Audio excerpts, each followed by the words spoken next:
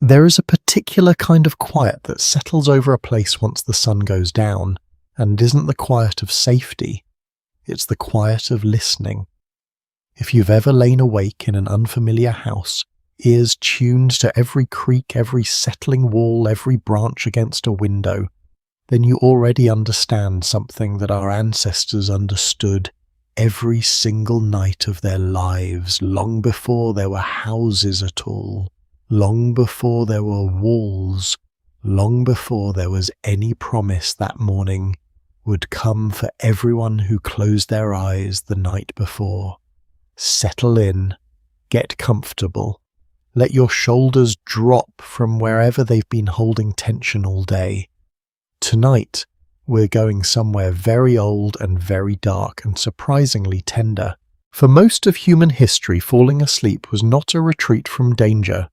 It was a walk directly into it. There was no door to lock, no roof to keep the weather and the world at bay, no century of accumulated safety standing between a sleeping body and the animals that were quite literally built to find that body in the dark. For nearly the entire span of our species and the hominins who came before us, sleep was the single most dangerous thing a person did every day, and they had to do it anyway because the body does not negotiate. It simply eventually shuts down.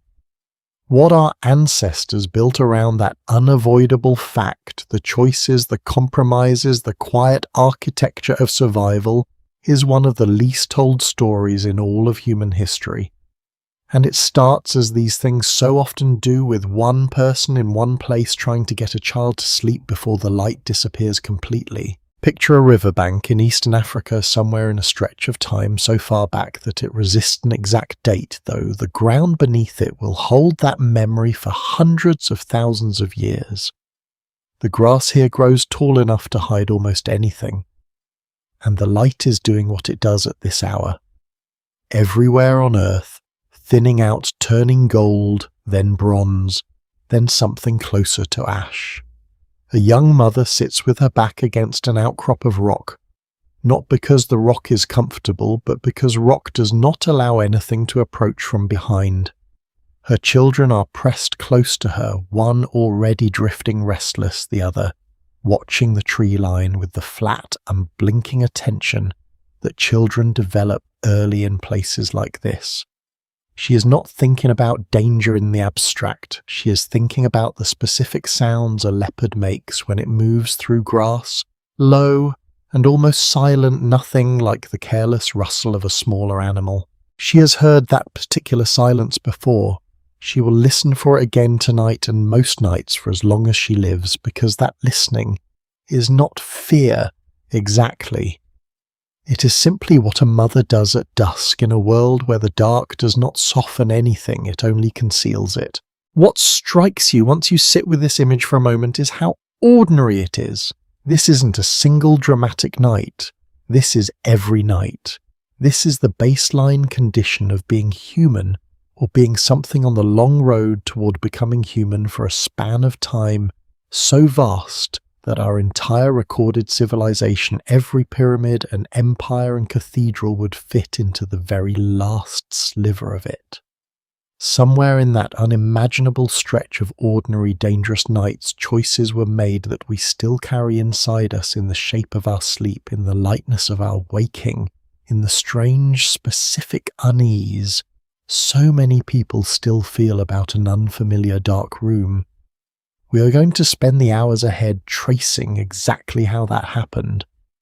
We'll walk through the fossil evidence of animals that hunted our ancestors while they rested, the astonishing archaeology of the very first beds ever constructed by human hands, and the modern science that has remarkably allowed researchers to study people today who still sleep the way our earliest ancestors once did.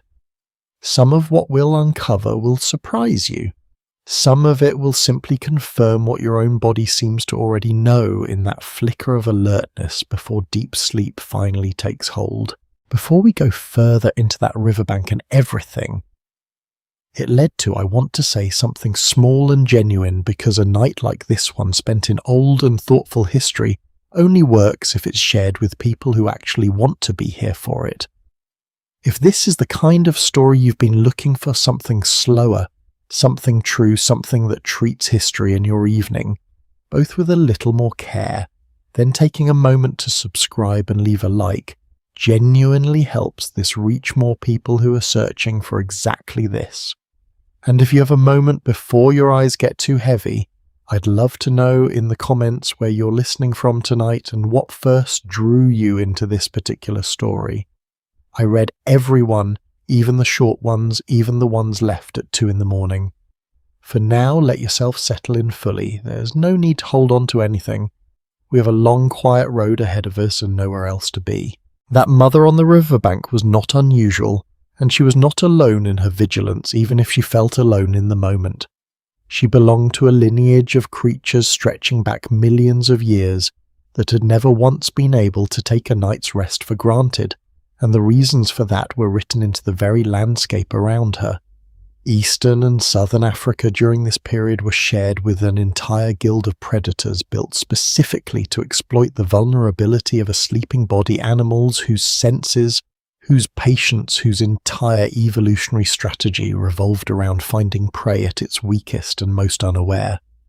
To understand what sleep actually cost our ancestors, we have to understand who else was awake while they tried to rest, and just how carefully every choice about where and how, and even whether to close one's eyes, had to be made. That's where we're headed next, into the world of the hunters who ruled the African night, and the astonishing lengths our earliest relatives went to simply to survive until morning. The predators that ruled those nights were not evenly distributed, and they were not accidental hunters either.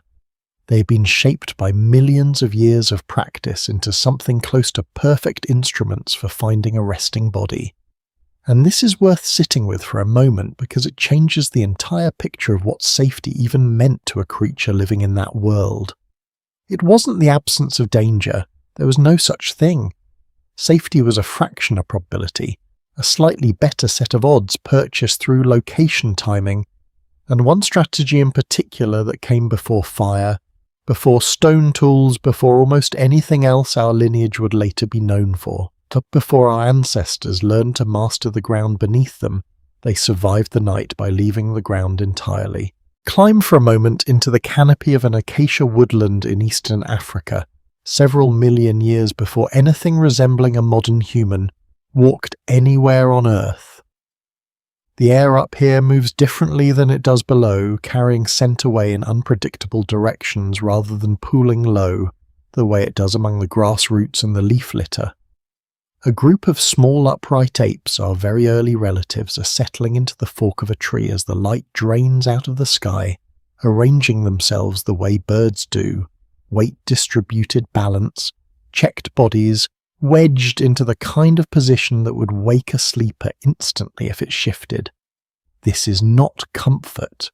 It is calculation performed instinctively generation after generation by bodies that had learned one simple, enormous truth.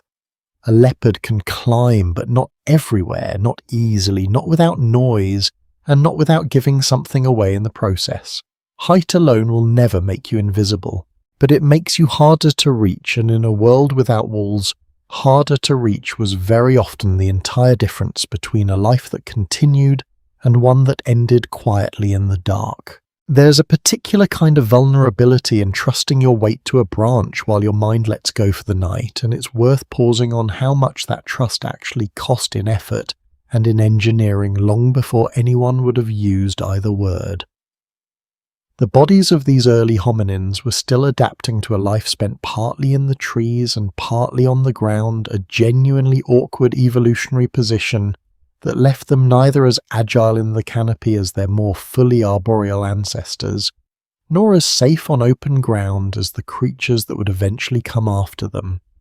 Their hands and feet retained the strength and curvature needed to grip bark and branch securely, an anatomical inheritance so persistent that scientists studying the fossilized bones of hominins who lived well over 3 million years ago can still see it plainly preserved in the curve of a toe bone, or the shape of a shoulder joint built for reaching and swinging rather than simply walking.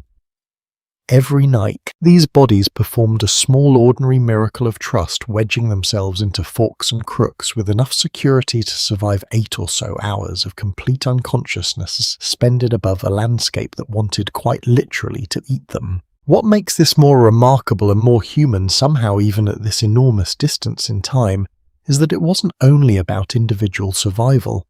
There's a strong likelihood discussed at length among the researchers who study primate behavior in the wild today that early hominins slept in groups even while in the trees, clustering in ways that mirror what we still see among chimpanzees constructing their nightly sleeping nests high in the forest canopy across parts of Africa right now. A chimpanzee each evening builds a fresh platform of bent and interwoven branches, a structure remade nightly rather than reused, and researchers have long debated why an animal capable of reusing a perfectly good nest would instead go through the trouble of building new ones almost every single night. The most widely accepted reconstruction holds that fresh nests reduce exposure to parasites that accumulate in older material, though some researchers argue there may be additional reasons layered underneath that explanation. Structural safety among them, since a nest under continuous use can quietly weaken in ways that only become obvious at the worst possible moment. Either way, the discipline is striking.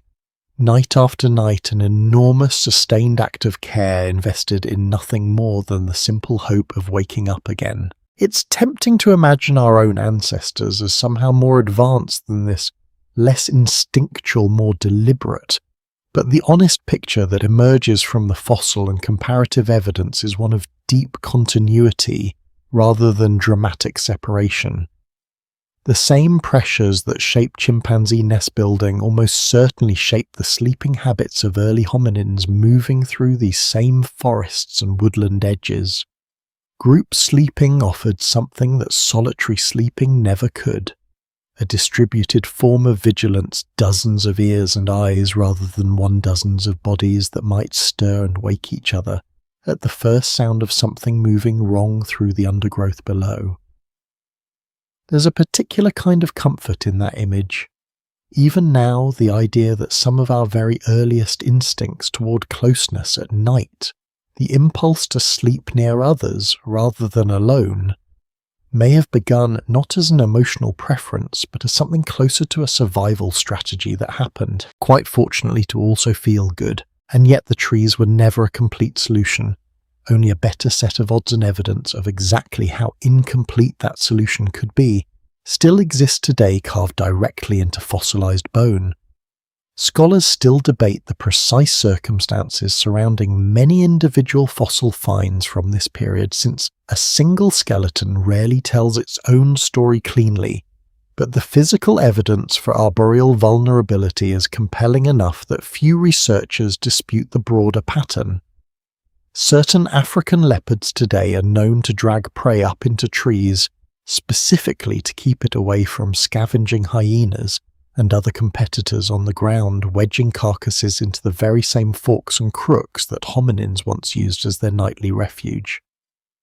It's a small, uncomfortable irony that the height offering some protection from ground predators could, under the wrong circumstances, become the very place a leopard chose to store its meal, undisturbed at leisure. The tree was never truly safe. It was simply safer most the time than the alternative, and much of early hominin life seems to have been built from exactly that kind of narrow, hard-won margin. As hominin bodies slowly changed over the following millions of years, growing taller, straighter, less suited to gripping branches, and more suited to covering long distances across open ground on 2 legs that narrow. Margin began to shift in a direction that would eventually force an entirely different solution into being.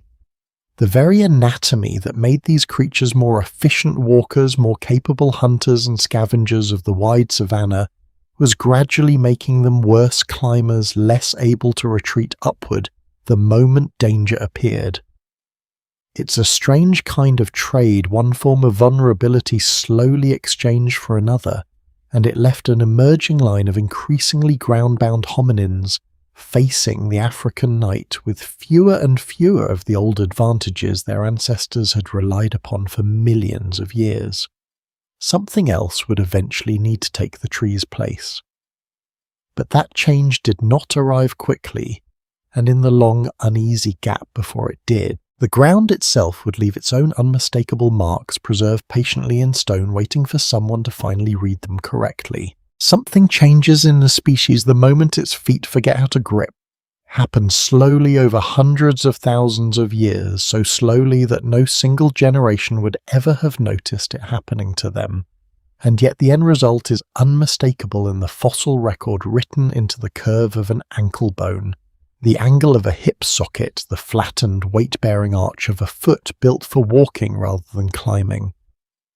By roughly 2 million years ago, give or take in various pockets of eastern and southern Africa, hominins, whose bodies were increasingly committed to life on two legs, had, in a very real and physical sense, begun closing off the escape route their ancestors had relied on for millions of years. The trees were still there, the leopards were still there. What had quietly disappeared was the option of retreating upward every single night without a second thought. It's worth sitting with what that actually meant day to day for the individuals living through it, rather than treating it as an abstract evolutionary milestone in a textbook.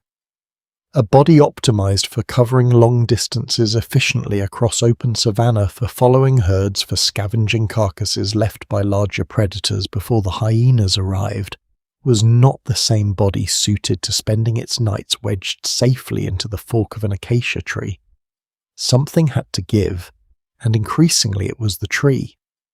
This left an entire population of increasingly ground-bound hominins facing the same predators their ancestors had faced, the same leopards, the same hyenas, the same nocturnal hunters built specifically to exploit a sleeping body, but with one crucial old advantage steadily eroding beneath them. What they had instead, in growing measure, was numbers awareness and the accumulated hard-won knowledge of a landscape they had come to know intimately across many generations.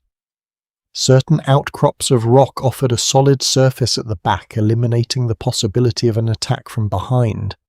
Certain caves, when they could be found and defended, offered something closer to genuine shelter walls of stone rather than walls of woven branch. And it's here, in exactly this kind of place, that some of the most striking and honestly unsettling evidence of this dangerous transition has survived, preserved by pure geological accident for archaeologists working millions of years later to uncover. In the limestone cave systems of what is now South Africa, in a region so rich with early hominin remains that researchers sometimes refer to it with quiet affection as the cradle of humankind, a series of discoveries made across the last century has slowly assembled a picture that is difficult to look away from once you understand what you're actually seeing. At a site called Swartkrans, researchers examining the fossilized skull of a young hominin identified 2 puncture marks on the underside of the brain case, oddly spaced, oddly precise, the kind of marks that at first glance seemed to defy easy explanation.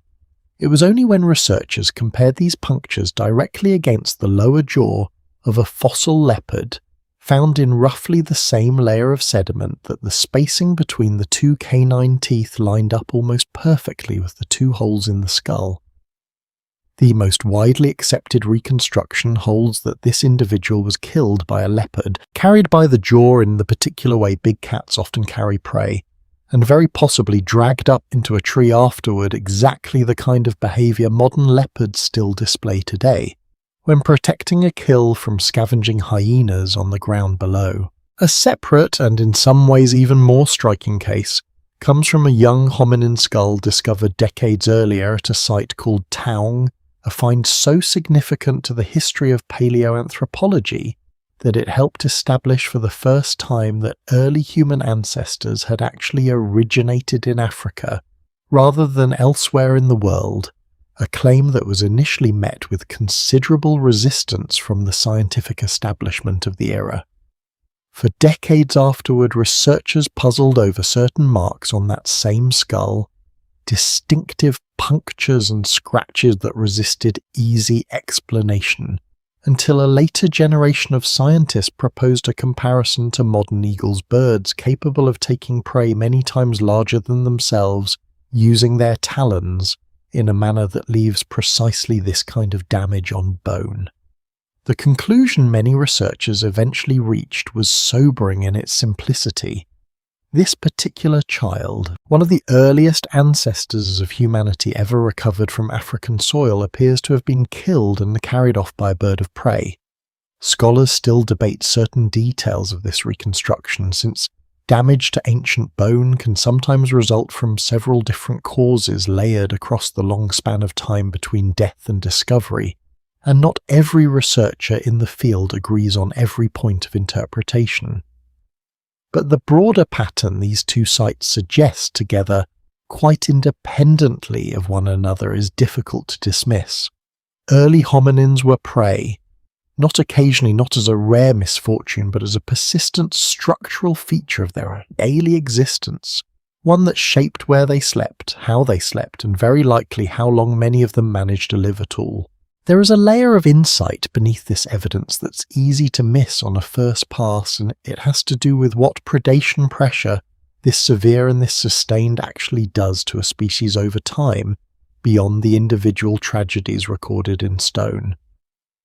Researchers studying the broader arc of hominin evolution have increasingly come to see heavy predation not simply as a source of loss, but as one of several forces that may have helped select for exactly the traits that would eventually make later humans so distinctive.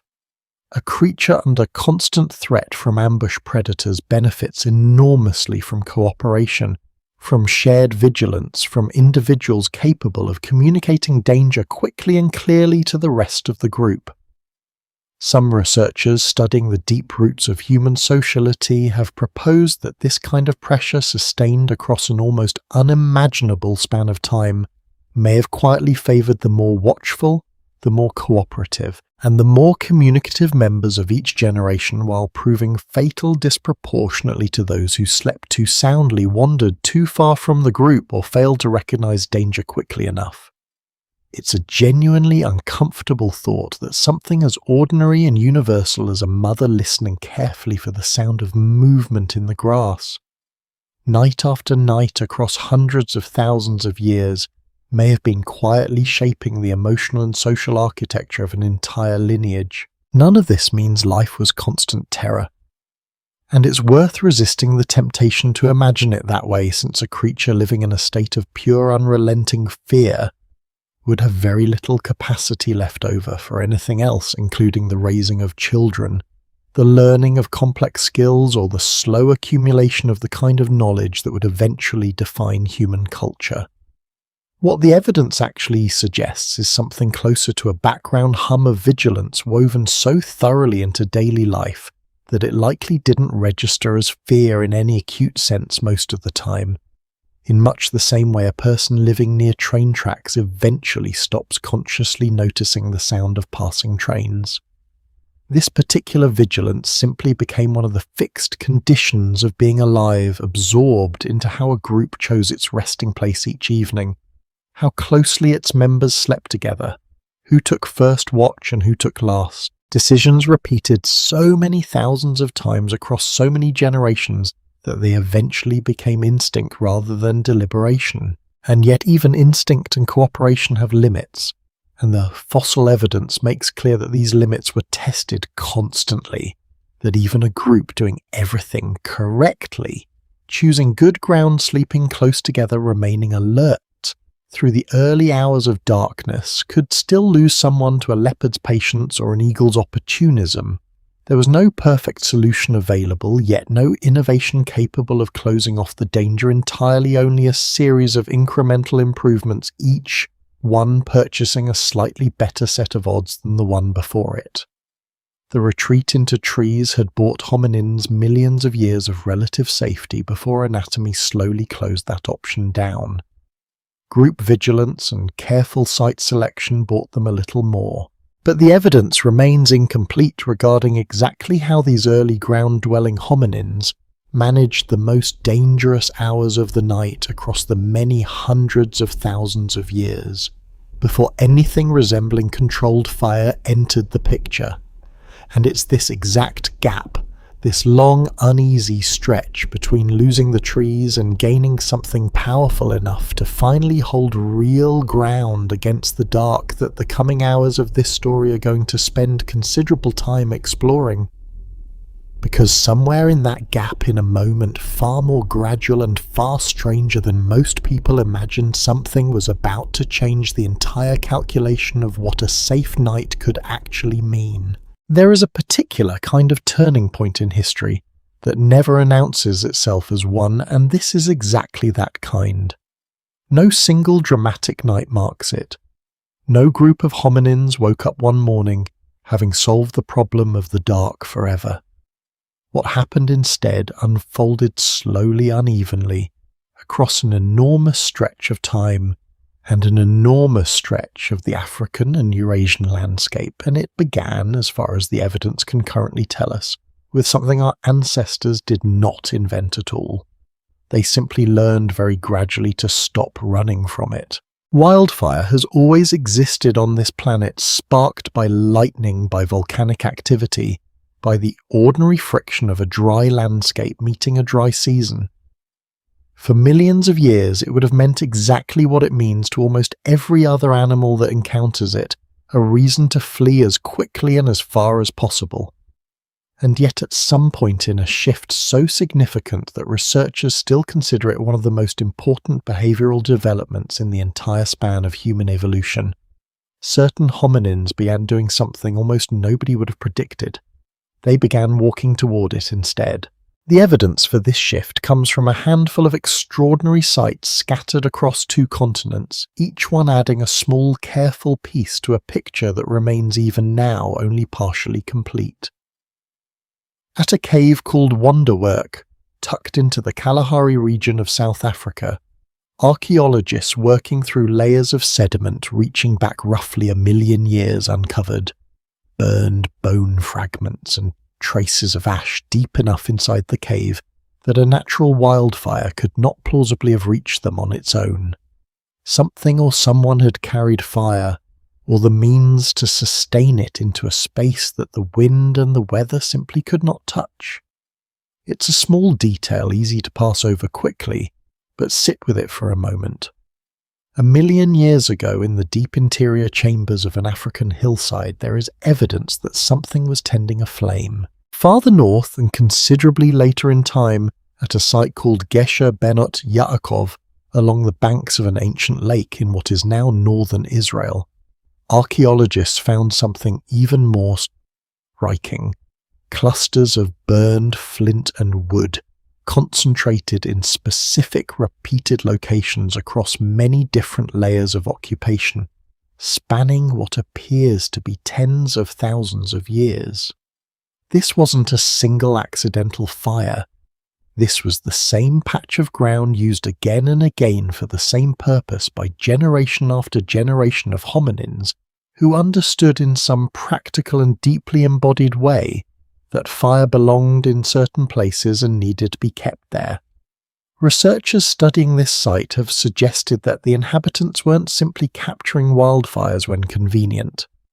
They may have been maintaining something closer to a continuous cultivated flame, nurtured and carried forward the way a person today might protect a pilot light from going out.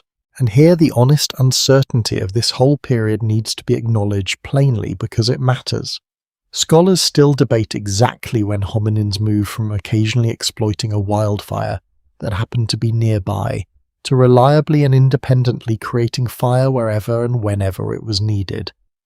The evidence remains incomplete on this particular question, and reasonably so, since the physical traces left behind by someone striking two stones together to produce a spark look almost nothing like the traces left by someone simply carrying a burning branch away from a natural blaze.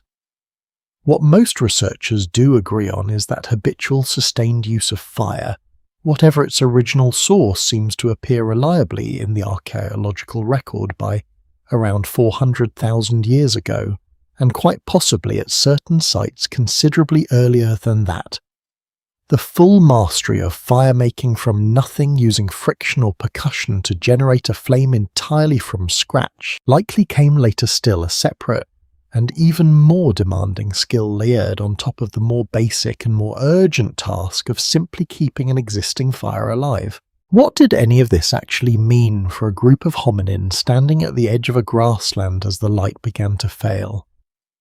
It meant for what may have been the first time in the entire history of this lineage that the ground itself could become something closer to safe, not because the predators disappeared, but because fire changed the terms of the encounter entirely. Almost every predator capable of threatening a sleeping hominin, the leopards, the hyenas, the great cats whose bones share these same ancient layers of sediment, share one thing in common. They are deeply and instinctively wary of open flame.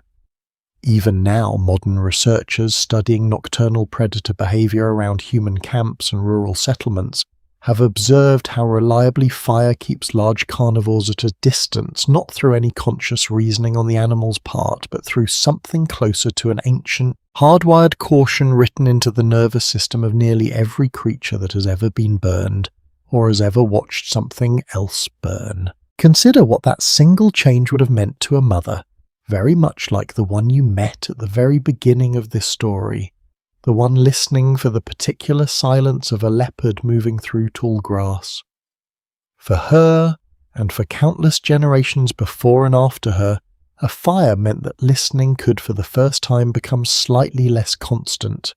It meant a group could gather in one place, rather than scattering into whatever scraps of natural shelter the landscape happened to offer that night. It meant that sleep itself, that most vulnerable and unavoidable of all human activities, could begin, however slowly, to become something closer to shared and communal, rather than something endured in isolated, anxious watchfulness. There is a deeper layer to this transformation, one that goes beyond simple physical safety, and it has to do with what researchers studying human cognitive evolution have come to call the social architecture of firelight. A flame does something no tree ever could.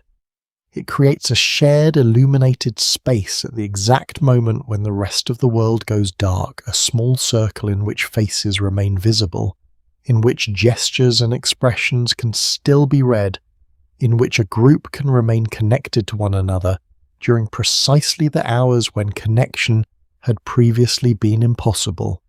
Some researchers have proposed that this nightly firelit gathering, repeated across hundreds of thousands of years, may have played a meaningful role in the development of early language and storytelling itself, since a fire offers something the daylight hours rarely do. Unhurried time freed from the demands of foraging and travel, spent simply sitting together, while the world outside the light stays dark and unseen. Isn't it worth wondering even now whether some of humanity's oldest instincts toward gathering, toward conversation, toward the particular comfort of sitting quietly with others, as evening falls first took shape not in comfort at all, but in necessity around exactly this kind of flame? None of this arrived as a single clean solution, and it would be a mistake to imagine early fire use as some immediate decisive victory over the dangers of the night. Fire had to be fed constantly, which meant someone needed to gather fuel often at exactly the times of day when danger was highest. Fire had to be protected from rain, from wind, from the simple bad luck of running out of dry material at the wrong moment. And fire brought into an enclosed cave or rock shelter without adequate ventilation carried its own quieter dangers, ones that some researchers believe may be reflected in certain patterns of bone damage found in the respiratory passages of a small number of ancient remains, though this particular interpretation remains genuinely contested among specialists in the field. Fire did not end vulnerability, it reshaped it, trading one set of risks for another, generally smaller, generally more manageable set, which is very often how real progress in human history actually happens, not as a sudden triumph, but as a careful, incremental exchange of one difficulty for a slightly more survivable one. What fire did make possible more than anything else was choice. For the first time in a very long history, a hominin group could choose where to spend the night based on something other than pure defensibility. They could choose a place with better shelter from wind, closer proximity to water, easier access to food, because the fire itself, wherever it was kept burning, could now provide a meaningful measure of protection that the landscape alone no longer had to supply entirely on its own. And once a group begins making that kind of choice deliberately, once they begin arranging themselves nightly around a central point of light and warmth, they leave something behind that no leopard attack or eagle strike ever could. They leave a pattern, a shape in the ground, a specific place returned to again and again that holds, if you know how to look for it, an entire hidden record of exactly how these people slept, how they gathered, and who they gathered closest to when the light of the flame began once again to fade toward morning. The shape a fire leaves behind is nothing like the shape a body leaves behind, and yet if you know how to read it, it tells you almost as much. A hearth does not simply mark where a flame once burned, it marks where people chose to be night after night for reasons that had everything to do with warmth and safety and very little to do with chance. Archaeologists who specialize in reading these ancient traces describe hearths as a kind of fossilized decision, a place where dozens, sometimes hundreds of separate nights of human behavior have been pressed down into a single layered patch of blackened earth. And it is here in the quiet architecture of where people slept relative to their fire that some of the most human evidence in this entire story has managed to survive. Consider a cave in what is now central Israel, known to archaeologists as Chasm Cave, occupied for an extraordinary span of time stretching back roughly 400,000 years. What makes Chasm remarkable isn't simply that fire was used here repeatedly across many tens of thousands of years, since that alone by this point in the story would hardly be surprising. What makes it remarkable is the layout. Researchers examining the distribution of burned material, stone tool debris and butchered animal bone across the cave floor found that activity wasn't scattered randomly throughout the space. It clustered deliberately and repeatedly around a specific central area, while other zones of the cave further from the hearth show a different and much sparser pattern of use. In other words, this group of hominins wasn't simply building a fire wherever convenience allowed. They were organizing their entire living space around it, returning to the same central point again and again, arranging their nights and quite possibly their sleep itself in careful relation to a single source of warmth and light. It's worth pausing on how significant this actually is, because a fire that stays in one place, tended and returned to across generations, is fundamentally different from a fire lit once and abandoned. It suggests memory. It suggests a group teaching its children in some unspoken and largely instinctive way exactly where safety could reliably be found within a given shelter. And it suggests something else too, something closer to the earliest hints of what we might recognize cautiously as home. Not a permanent structure in the way we would use that word today, but a fixed point of return, a place a body could travel far from during the day and still find its way back to with confidence once the light began to fail. What did the sleeping itself actually look like gathered around a hearth like this? Here the evidence becomes more delicate to interpret, and scholars still debate exactly how much can be reconstructed from stone and ash alone. but researchers studying the spatial distribution of debris at several Middle Stone Age sites across Africa have noted a recurring pattern that seems cautiously to suggest something about sleeping arrangements. Areas immediately surrounding a hearth often show relatively little accumulation of sharp stone tool fragments and butchery waste, the kind of material you would expect if that space had been used primarily for the messier daytime work of processing food and crafting tools. Instead, these zones closest to the fire tend to be comparatively clean, a pattern some archaeologists interpret as evidence that this inner ring, the space nearest the warmth, was kept clear and reserved deliberately for something else: rest, sleep. The most vulnerable hours of the day positioned as close as physically possible to the one thing capable of holding predators at bay. If that interpretation holds, and it remains an interpretation rather than a certainty, it suggests a kind of quiet, unspoken hierarchy of space, worked out night after night without any need for explicit discussion.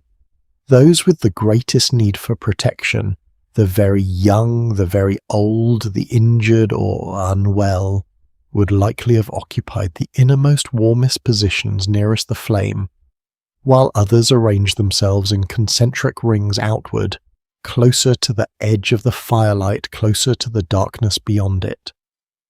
It's not difficult to imagine what that outer position must have felt like, lying at the boundary between light and shadow, near enough to feel some benefit from the fire's presence, near enough to still see the faces of the group, but close enough to the dark that a person there would have remained out of simple necessity the most alert among them. Every group, it seems, needed someone willing to sleep at the edge. There's a particular kind of archaeological find that speaks to this arrangement more directly than any spatial analysis of ash and debris, and it comes from a much later period, though it likely reflects a much older and more universal pattern. At several rock shelter sites across southern Africa, dating to within the last 100,000 years, archaeologists have identified what appear to be worn depressions in the cave floor itself, subtle but measurable indentations in the underlying sediment consistent in size and shape with the human body having rested repeatedly night after night in precisely the same spot. Layer this together with the bedding evidence we'll be returning to shortly, and a picture begins to emerge of sleep, not as something improvised fresh each evening, but as something structured, repeated, almost ritualized in its consistency. The same person very possibly sleeping in very nearly the same place beside the same fire for months or years at a time. None of this happened without cost, and it would be a mistake to picture these early hearths as some effortless solution that simply solved the problem of the night once and for all. Fuel had to be gathered constantly, and gathering fuel meant sending someone out often at dusk into exactly the hours and exactly the terrain where danger remained highest. Researchers studying the labour patterns implied by hearth sites have suggested that this fuel gathering task may have fallen disproportionately to specific members of a group, quite possibly organised along lines of age or physical capability, though the evidence for exactly how this labour was divided remains genuinely incomplete and is the subject of ongoing academic discussion.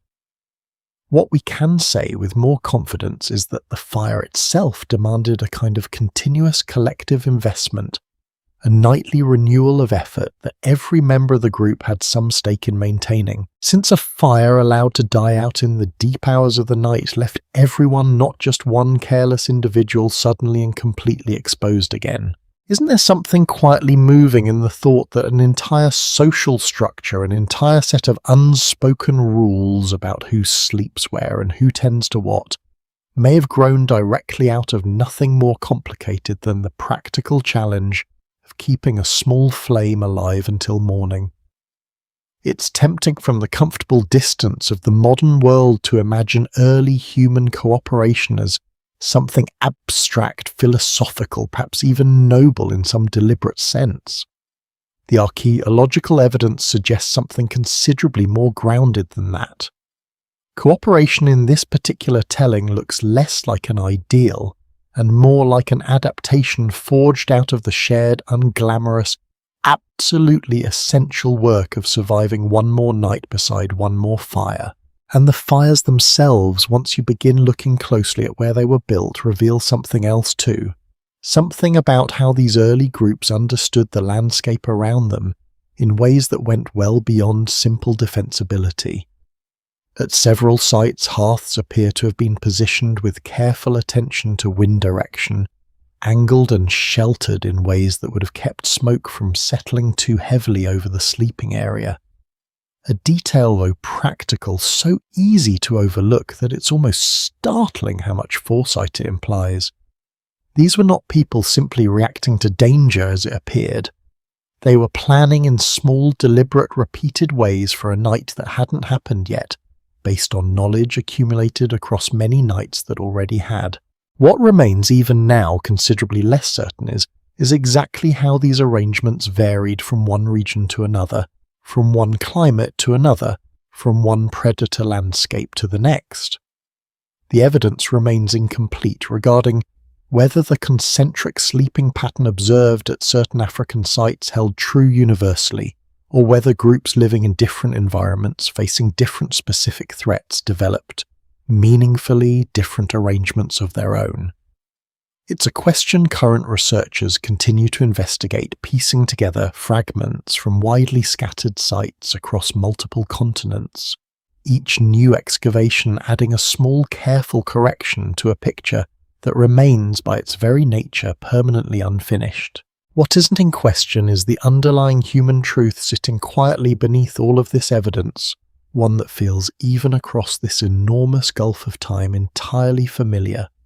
These were people arranging their most vulnerable hours around a shared point of warmth and light, making room for those who needed it most, accepting the discomfort of the outer edge, so that others could rest more deeply near the center. It is in its most basic form an act of care repeated so many hundreds of thousands of times across so many generations that it eventually became instinct, then custom, then something closer to what we might now simply call family. And as these fires burned on night after night across thousands of years and dozens of different landscapes, the ground beside them was quietly beginning to hold something else too, something softer than ash, something that would turn out to be far older and far more carefully made than anyone excavating these sites ever expected to find. The softness beneath the sleeping body leaves almost no trace at all under ordinary circumstances, which is precisely why what researchers found preserved in a cave along South Africa's Tongati River came as such a genuine surprise, even to the archaeologists who had spent years excavating that same ground. Grass decays, leaves decay. Anything soft enough to rest on is by its very nature exactly the kind of material that should have vanished from the archaeological record, almost entirely leaving behind nothing but an absence, a gap in the evidence that could only ever be inferred rather than actually seen. And yet layer after layer going back tens of thousands of years, this particular cave held on to something that shouldn't, by all reasonable expectation, have survived at all. The site is called Soibudu, a modest rock shelter tucked into a sandstone cliff face, and the people who occupied it on and off across roughly 40,000 years left behind an almost unbroken record of exactly what they slept on. Beginning around 77,000 years ago, researchers identified compact layered mats of sedge and rush and grass compressed by generations of human weight into thin, dense sheets. Some of them stacked one atop another in as many as 15 distinct layers within a single excavated block of sediment. For years, this find held the distinction of being the oldest known constructed bedding anywhere on Earth, though more recent excavations at a separate site called Border Cave, not far away in the Lubombo Mountains, have since pushed that record back even further to somewhere in the neighbourhood of 200,000 years a number, so large it becomes difficult to hold in the mind with any real sense of proportion. What makes these finds remarkable isn't simply their age, though the age alone is startling enough. It's the care embedded in how they were made.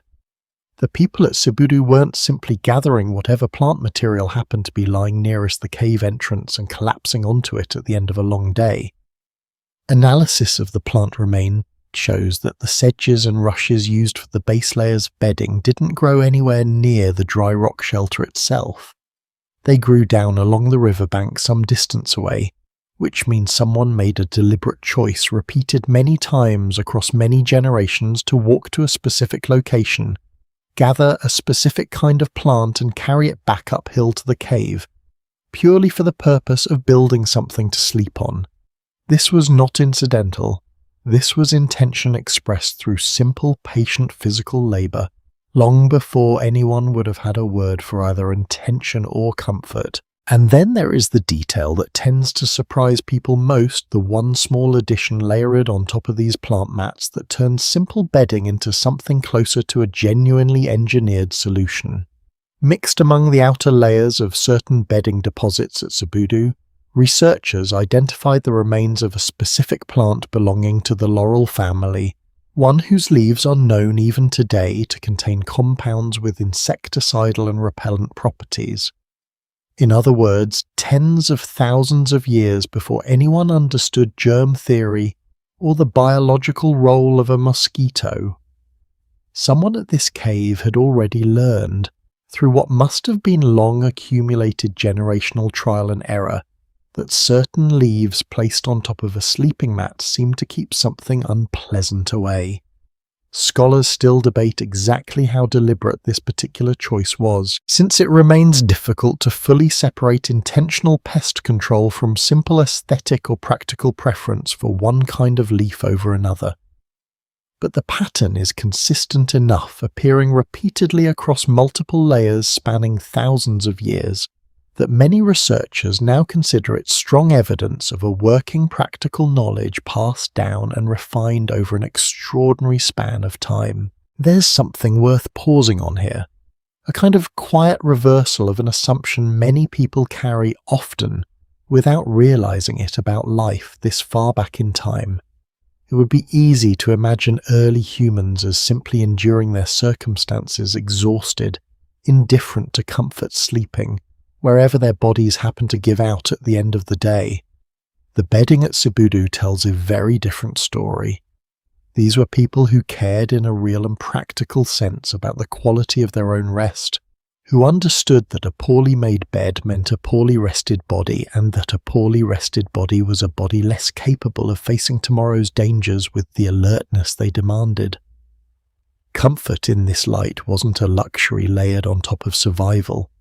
It was part of survival itself, inseparable from it, built night after night with the same seriousness a person might bring to sharpening a spear or tending a fire. The bedding tells us something else too, something that becomes visible only once researchers looked closely at how it was maintained over time, rather than simply how it was built. Micromorphological analysis. A technique that allows scientists to examine the microscopic structure of ancient sediment layer by layer, revealed that many of these mats weren't simply left in place indefinitely until they wore out. At various points, entire layers of bedding appear to have been deliberately burned, a small controlled fire set directly to the old worn material clearing it away before a fresh layer of new grass and rush was laid down on top. It's a strikingly practical piece of behaviour once you consider what it actually accomplishes. Burning old bedding would have destroyed accumulated parasites, insects, and general debris far more effectively than simply sweeping it away, resetting the sleeping surface to something close to clean before it was used again. This wasn't a single lucky discovery either. The evidence shows this same burn and replace pattern repeating across many separate occupations of the cave spanning thousands of years, suggesting a genuine transmitted practice rather than a one-time accident. What kind of person does this labour fall to across a group night after night, generation after generation? It's a fair question and an honest one, And the truthful answer is that the evidence remains incomplete on this particular point. Researchers can identify that this work was happening repeatedly and deliberately, but the physical remains left behind at a site like Cebudu cannot easily tell us who specifically walked to the riverbank to gather rushes, or who chose the laurel leaves, or who tended the small fire used to clear away the old material.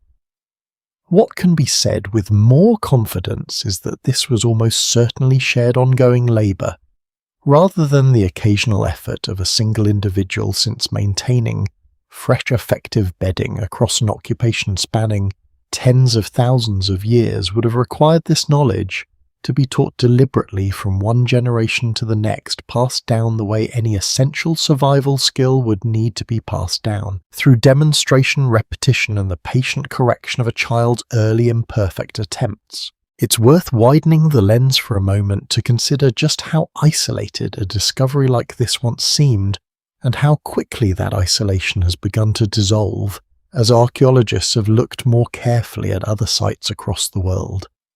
Similar, though generally younger evidence for constructed bedding has since emerged at sites in Spain and in Israel at locations separated from Cebudu by enormous distances and in some cases tens of thousands of years. Taken together, this scattered but consistent pattern suggests something significant, that the impulse to build a deliberate, prepared sleeping surface rather than simply lying down on bare ground may have been a far more widespread and far older feature of human behaviour than anyone assumed even a few decades ago. This wasn't a single clever solution invented once and never repeated. It appears to have been something closer to a recurring independent insight arrived at separately by different groups of people, living in different places, facing broadly similar problems, and finding each in their own way broadly similar answers. There is a particular kind of humility that settles over you when you consider how much of this nearly vanished entirely preserved only by an unusual combination of dry conditions, protective cave geology, and simple archaeological good fortune. For every bed like the ones found at Cebudu and Border Cave, there were almost certainly countless others built by countless other groups in countless other places that left behind absolutely nothing for anyone to ever find. The record we have access to now is not the full story. It is a narrow, precious window into a much larger and largely invisible history of care, one that stretches back far deeper into time than these particular caves alone can prove, and one that very likely began long before any of the specific dates researchers have currently managed to establish. What these ancient beds ultimately reveal more than any single technical detail about sedge or laurel or controlled burning is a kind of patience that feels remarkably close to something modern people would still recognize instantly. Someone walked to a riverbank because the plants there were better suited to the purpose than anything closer to hand. Someone chose one kind of leaf over another because they had learned through long experience which one made the night a little easier. Someone tended a small fire not for warmth or protection this time, but simply to clear away what had grown old and worn, making room for something fresh. It is such a small, quiet gesture repeated across tens of thousands of years, and yet it carries within it nearly everything this story has been building toward the long, patient, largely unrecorded human effort to make one of life's most dangerous and unavoidable moments feel if only slightly a little safer and a little more like rest. And it raises a question that modern science in its own very different way has only recently begun to answer with any real precision, one that will take us somewhere considerably closer to the present, into a handful of remaining communities today whose nights in certain surprising respects still echo this very same ancient pattern. There is a village in northern Tanzania where researchers have spent years doing something that sounds almost absurdly simple and turns out to be extraordinarily difficult to arrange anywhere else in the modern world. They have watched people sleep. Not in a laboratory, not wired up to machines in a clinical setting far removed from ordinary life. but in the actual place where they live night after night in conditions that remain in certain important respects remarkably close to the ones our ancestors faced for hundreds of thousands of years before them. The people are the Hadza, a community of hunter-gatherers living around Lake Eyasi in Tanzania, one of the last remaining groups on Earth whose way of life still involves regularly sleeping in the open, without walls, in temporary camps built and abandoned as the group moves across the landscape in search of food.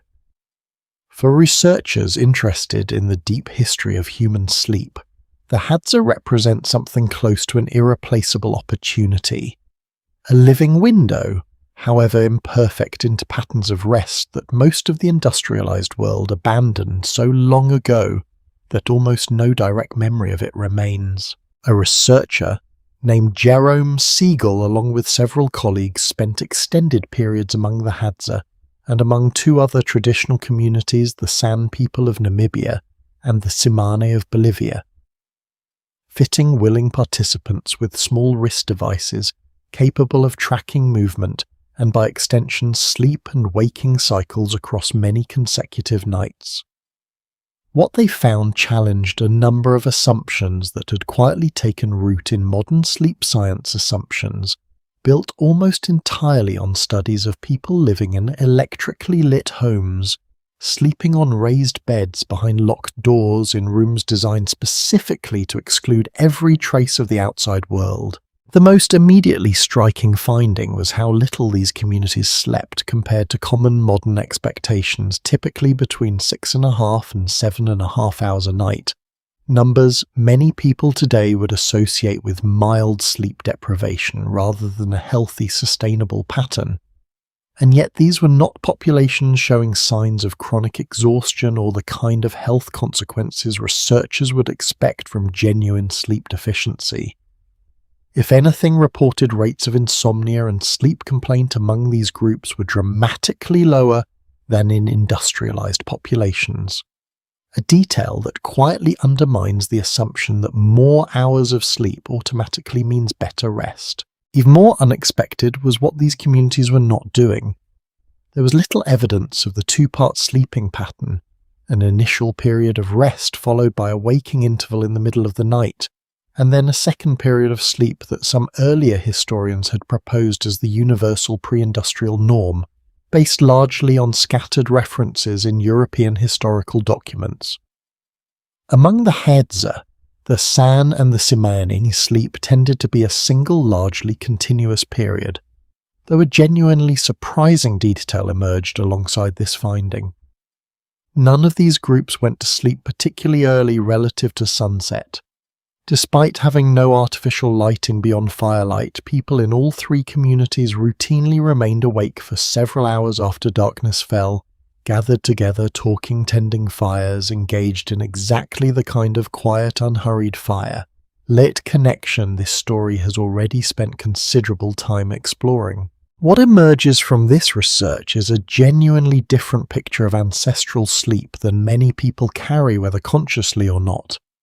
And it's worth sitting with the specific shape of that difference for a moment.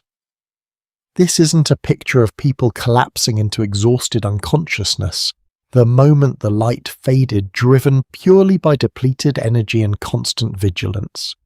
It's a picture of people choosing deliberately to stay awake in the early hours of darkness, using that time for exactly the kind of social bonding and shared conversation that daylight hours filled with the demands of foraging and travel rarely allowed.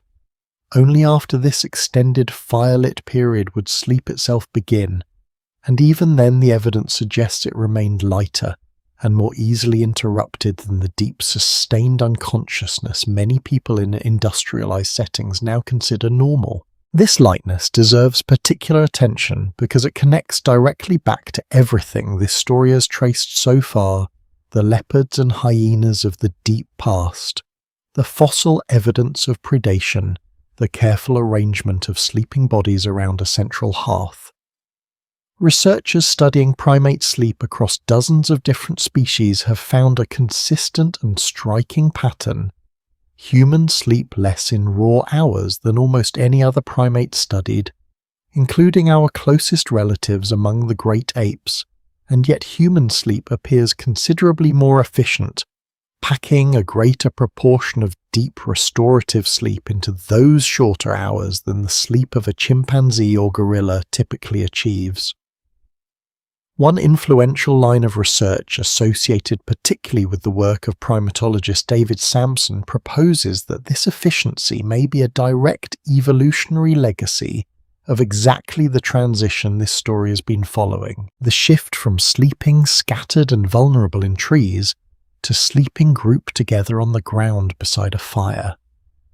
According to this reasoning, once fire and cooperative group vigilance began providing genuine protection, natural selection may have favoured a sleep pattern that used the available hours more efficiently, rather than simply extending them, since a shorter, deeper, more efficient sleep would have left more waking hours available for the social bonding, tool-making and knowledge sharing that increasingly defined human life.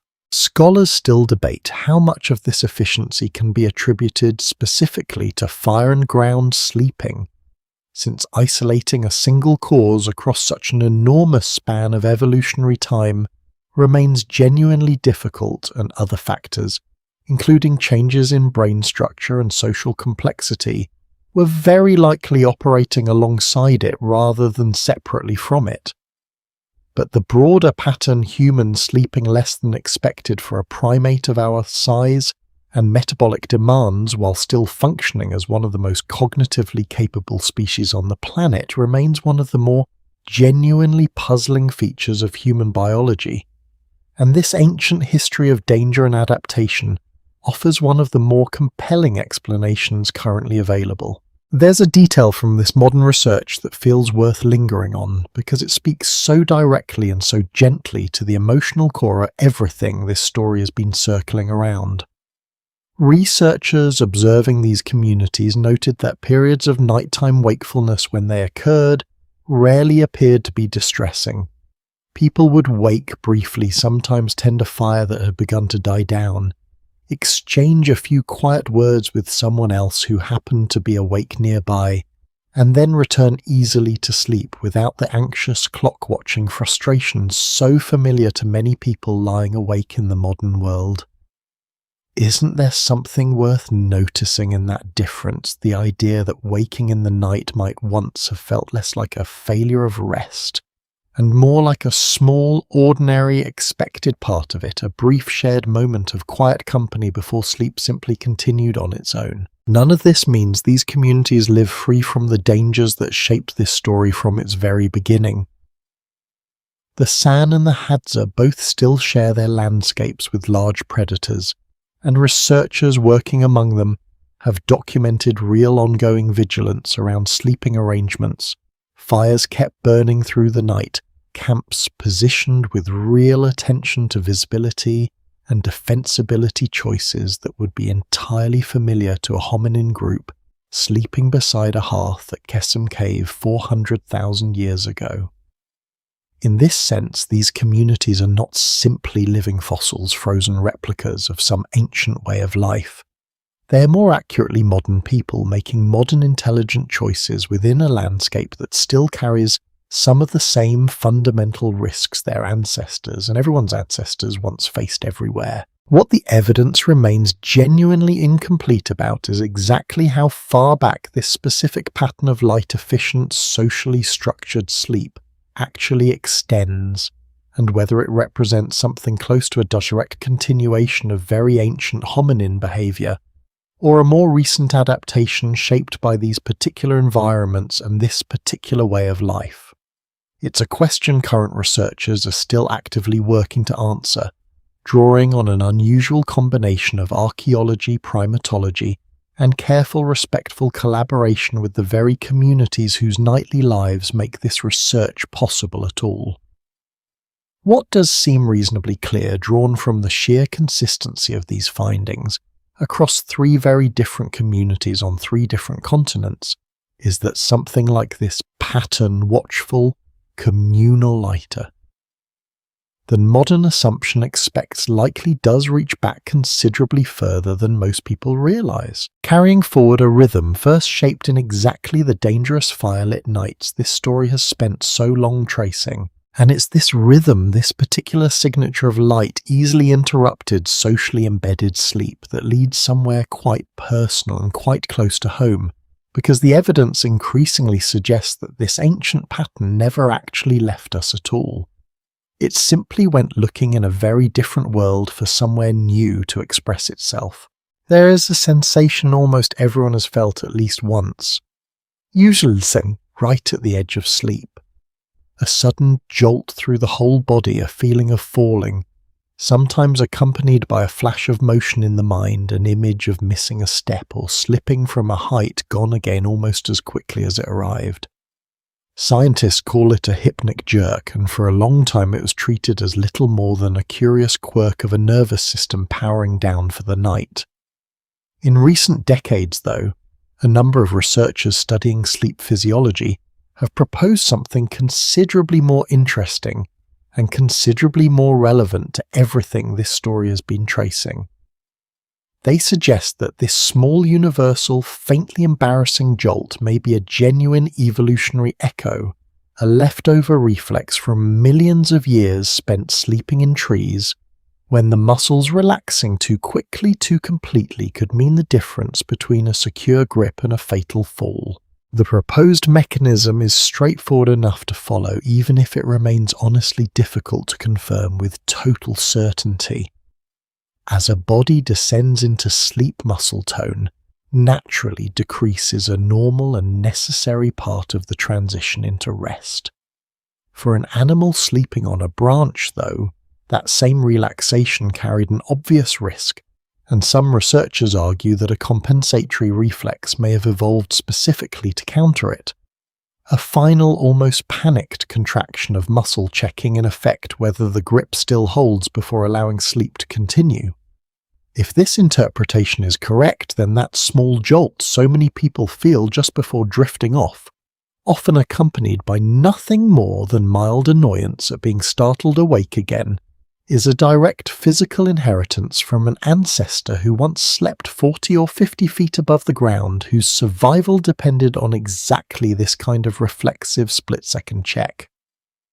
Scholars still debate this explanation, since a reflex this widespread and this deeply embedded in the nervous system is genuinely difficult to trace back to a single evolutionary cause with full confidence, and some researchers propose alternative or overlapping explanations rooted in the general neurology of the transition into sleep.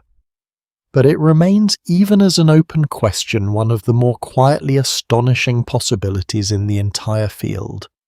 The idea that something happening in your body most nights, something so small you might not even remember it by morning, could be carrying forward a memory of trees you have never personally seen and dangers you have never personally faced. The body, it turns out, holds on to far more of this ancient history than most people ever stop to consider, and not all of it announces itself as gently as a passing jolt.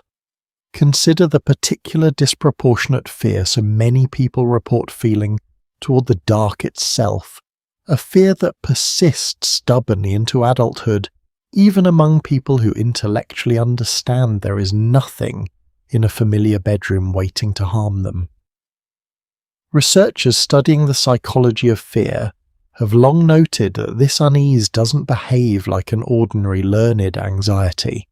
It appears remarkably consistent across cultures, across historical periods, and even across age groups in ways that suggest something considerably older and more deeply rooted than any single childhood experience could fully explain.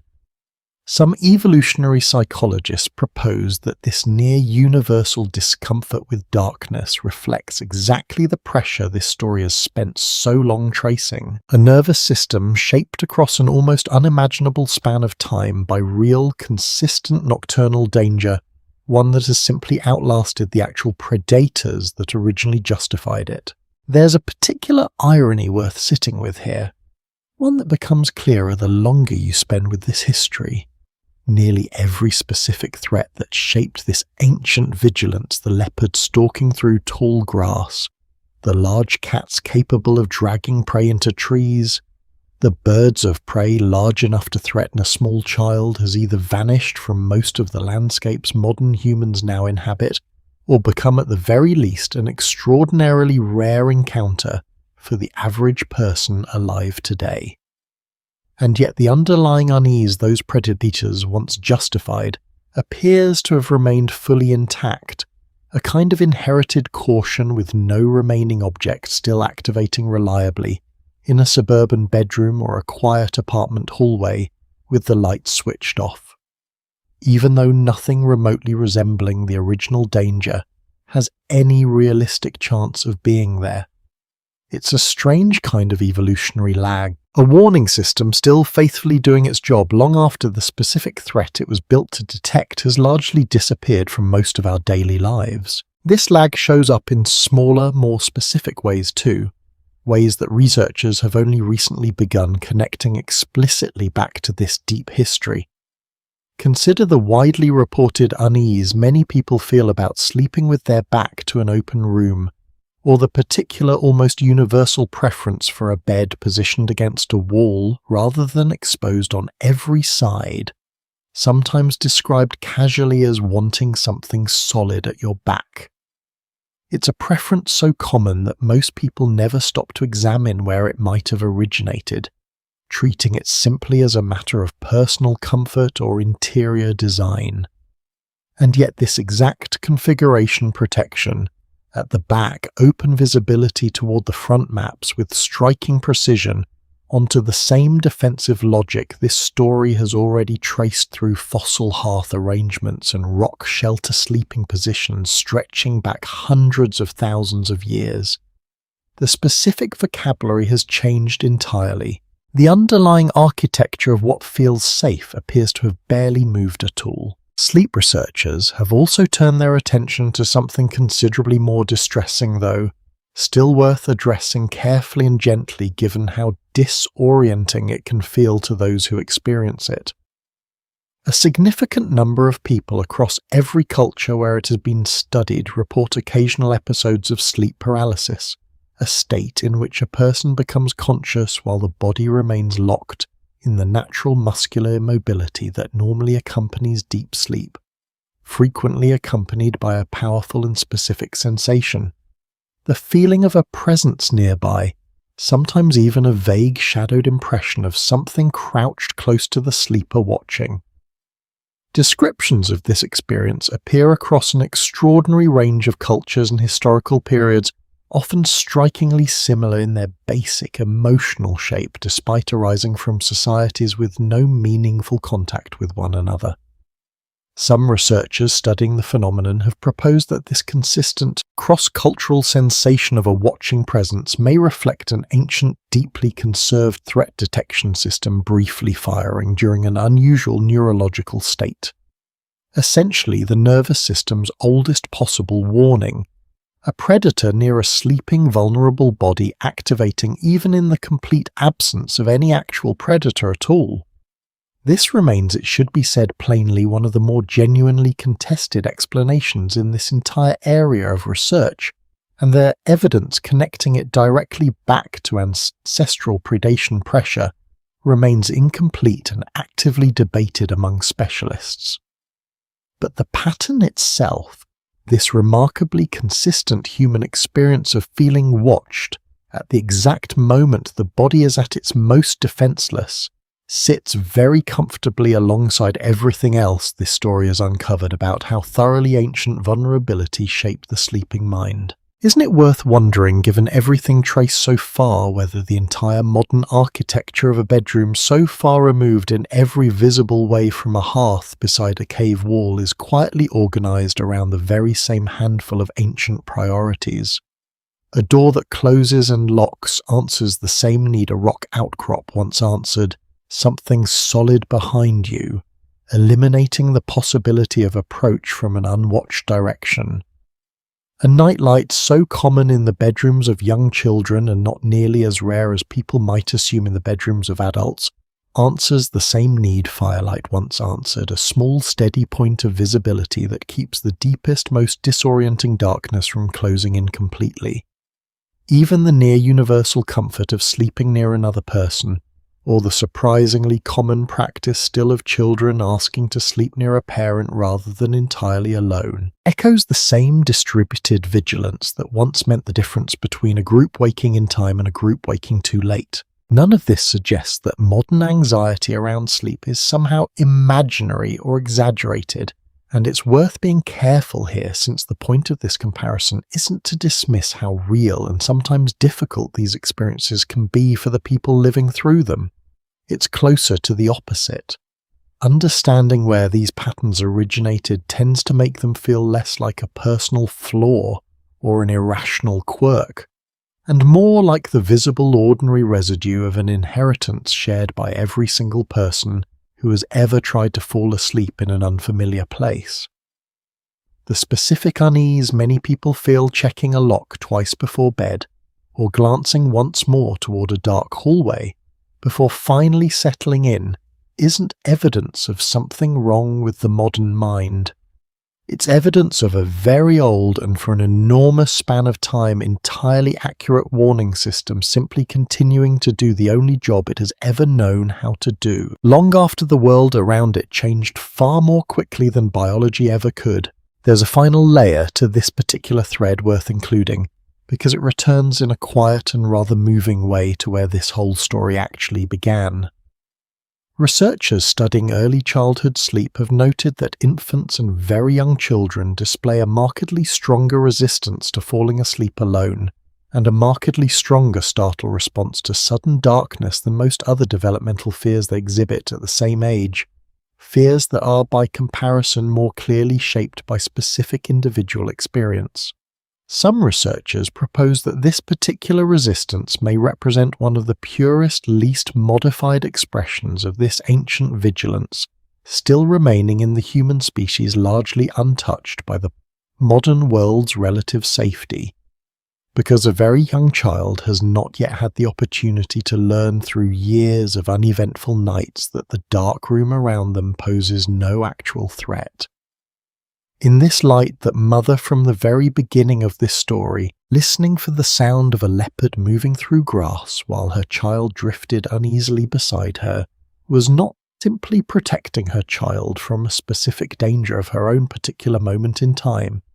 She may have been responding to and unknowingly reinforcing one of the oldest and most deeply shared instincts our entire species still carries, one that every parent since has recognized instantly, even without ever knowing its origin, in the small insistent voice, asking quite reasonably not to be left alone in the dark. What began as an immediate practical life or death vigilance across hundreds of thousands of years of real predation appears to have slowly folded itself, generation by generation, into something considerably quieter and more diffuse, no longer urgent in the way it once genuinely needed to be, but never entirely gone either. It surfaces now in a startled jolt just before sleep in the particular comfort of a locked door, in a child's simple, unshakable preference for company over solitude when the light disappears.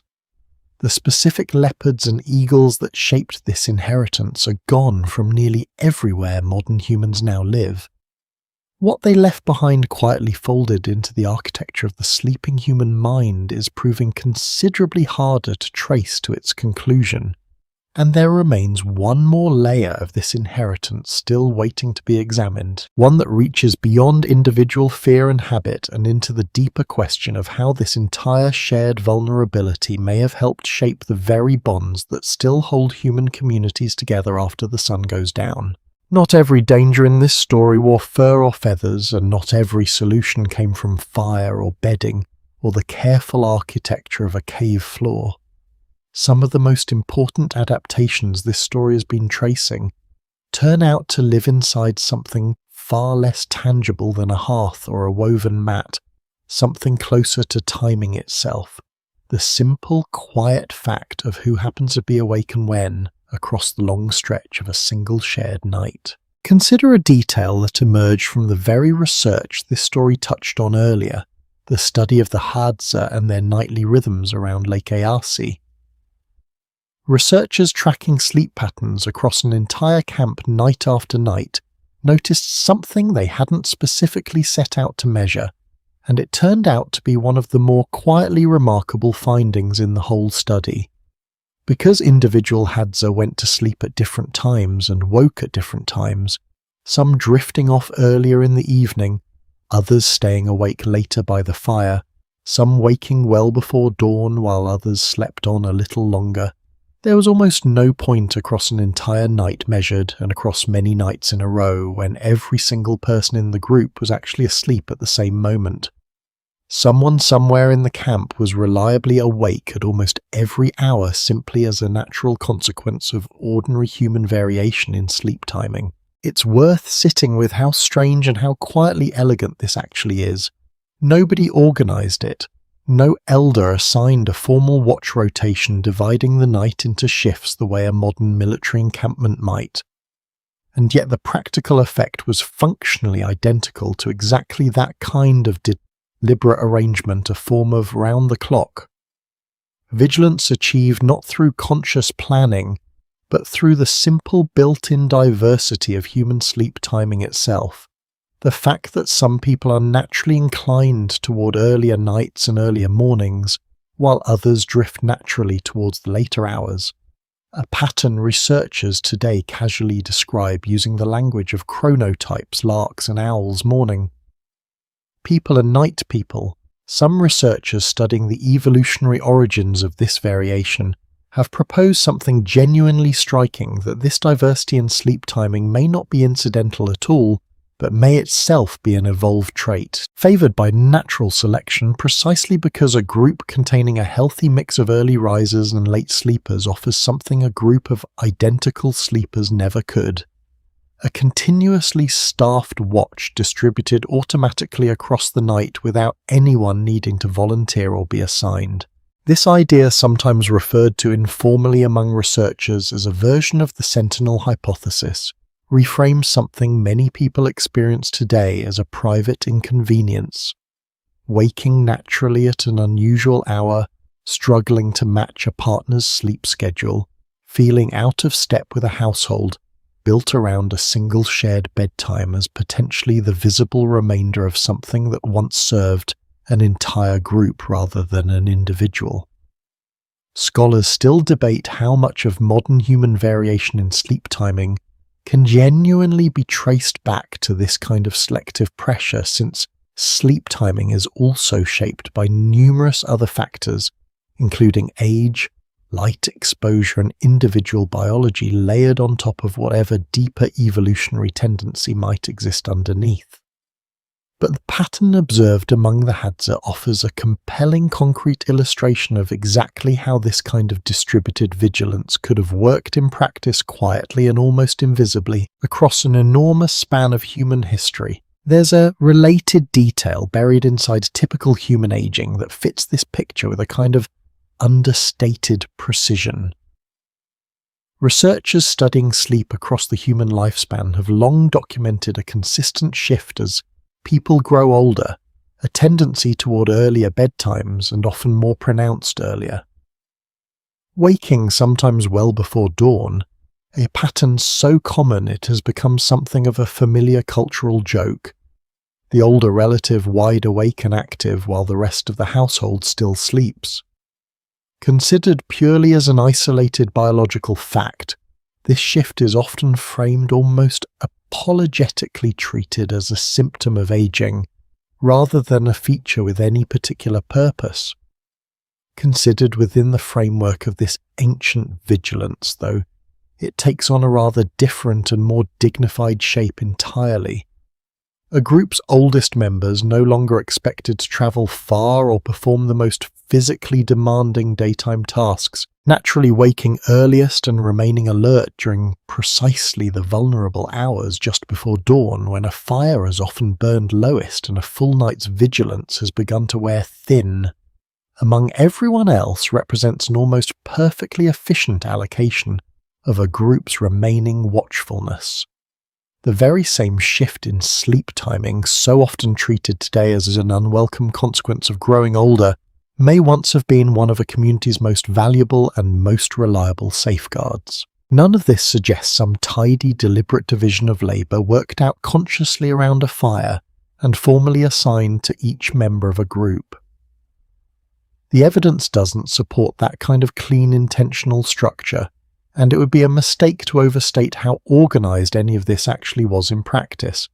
What the evidence does support is something more interesting than deliberate planning, a kind of emergent order arising naturally from ordinary biological variation that happened to produce almost exactly the outcome a group would have needed. Most continuous awareness spread across the night without requiring any single person to sacrifice their own rest entirely for the benefit of everyone else.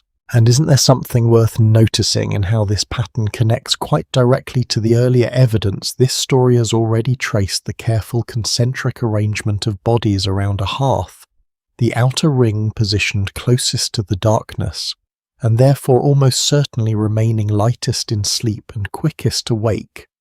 Layer the natural variation in individual chronotypes on top of that spatial arrangement, and a genuinely sophisticated system begins to take shape, one built from nothing more complicated than where people chose to lie down, and when their individual bodies naturally preferred to sleep and yet functionally equivalent to a carefully engineered security rotation. It is tempting and perhaps not entirely wrong to think of this as one of humanity's very first true institutions, not a building, not a written law, not even a spoken agreement, but a living, breathing, unconsciously coordinated system of mutual protection, assembled out of nothing more than ordinary human difference. This distributed vigilance likely did more than simply keep a sleeping group physically safer from predators prowling the edges of firelight. Researchers studying the deep roots of human social bonding have suggested that arrangements like this, where survival depends visibly and directly on the reliability of the people around you, tend to produce especially strong and especially durable social trust. The kind that isn't abstract or sentimental, but grounded in something closer to lived, repeated experience. To fall asleep at all in a world containing leopards and hyenas, and the deep absolute vulnerability of unconsciousness, required a very specific and very concrete form of faith in the people sleeping nearest to you. Faith that someone would remain alert. Faith that a child crying out in the dark would be heard and answered. Faith that the fire, however low it burned by early morning, would not be allowed to die out completely while everyone else's guard was down. Trust of this kind isn't cultivated gradually through pleasant conversation. It's built night after night through the simple, repeated, uneventful experience of waking up again. It's worth pausing on how much weight that kind of trust would have had to carry across generations in a species whose survival depended so completely on getting this particular arrangement right. A group that failed to develop reliable, trustworthy patterns of shared nighttime vigilance would over enough time simply lose more members to exactly the kind of predation that this story documented earlier. The leopard bites preserved in ancient bone, the eagle talon marks on a child's skull. A group that succeeded, whose members could genuinely rely on one another through the most vulnerable hours of every single day, would have a measurable cumulative survival advantage generation after generation, quietly compounding over an almost unimaginable span of time. Seen this way, the deep human capacity for trust, for genuine reliance on the people closest to us, carries within it a very old and very practical origin, forged not in comfort, but in exactly the kind of shared danger this story has spent so long exploring. What began all those hours ago now as a single mother listening for the particular silence of a leopard moving through grass has led through fossil evidence and firelit hearths and ancient beds and modern sleep laboratories among some of the last remaining hunter-gatherer communities on Earth to something considerably larger than any one danger or any one adaptation. It has led to a picture of an entire species quietly organizing its most vulnerable hours around distributed watchfulness, inherited fear, careful architecture, and above all, deep, hard-earned trust in the people sleeping closest by. And as this story now begins gently to widen its view toward what all of this ultimately cost and what it ultimately built there, remains one last question worth sitting with quietly before that final turn, the question of what happens to a species and to each of us individually once nearly every one of these original dangers has finally almost entirely disappeared.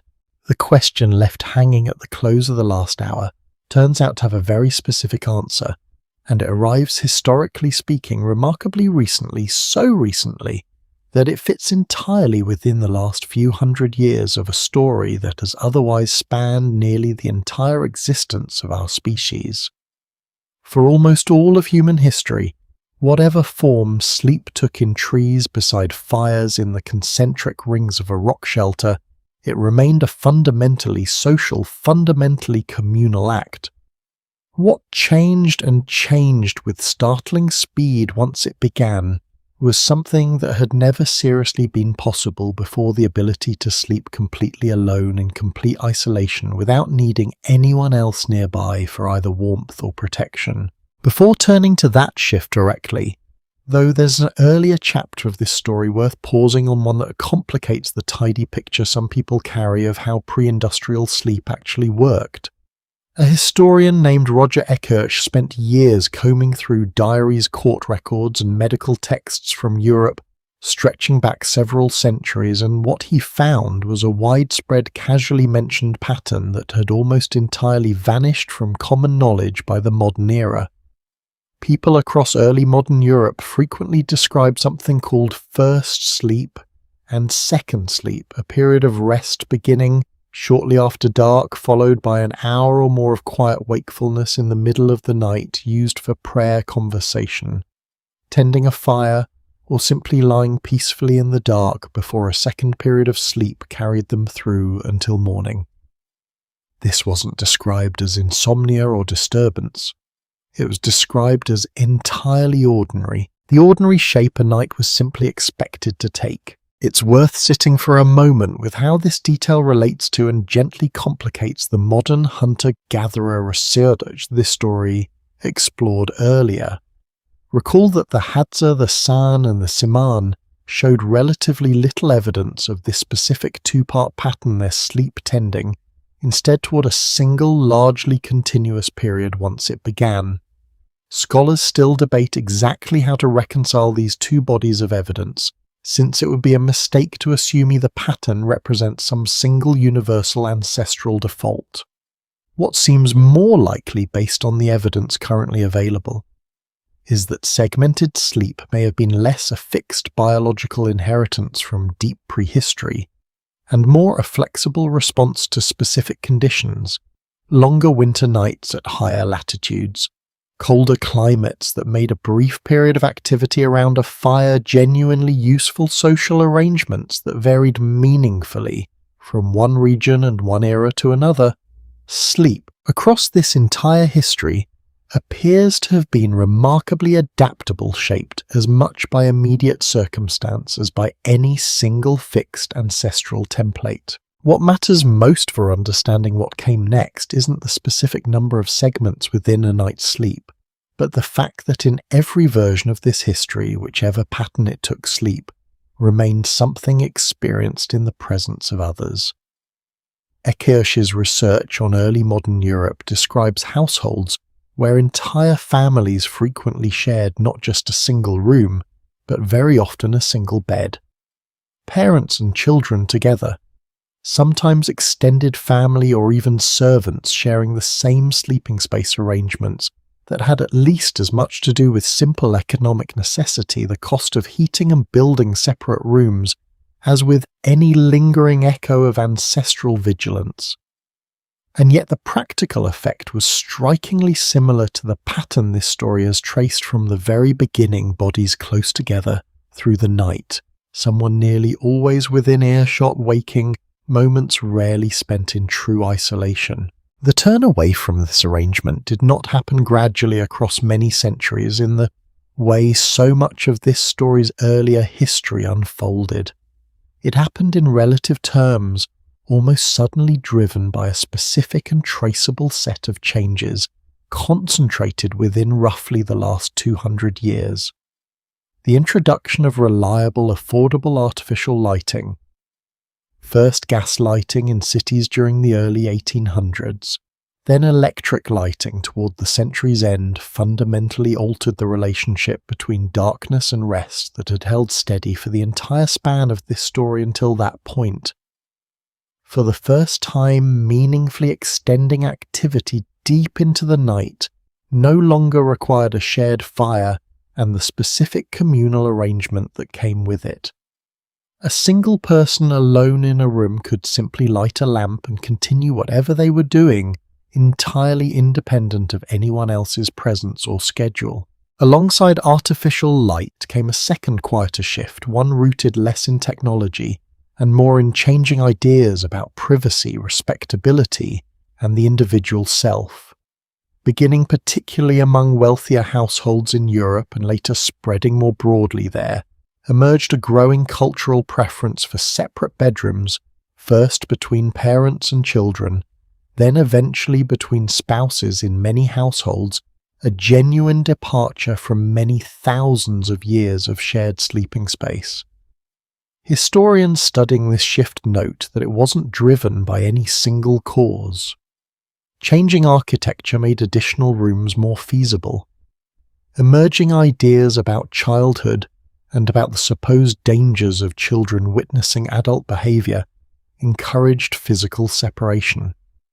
A growing cultural emphasis on individual privacy itself, tied to broader philosophical and economic changes of the era, made sleeping alone feel for the first time in this entire long history like a marker of status and modern refinement rather than a source of vulnerability to be avoided. It's a genuinely strange reversal when you consider it against everything this story has traced so far.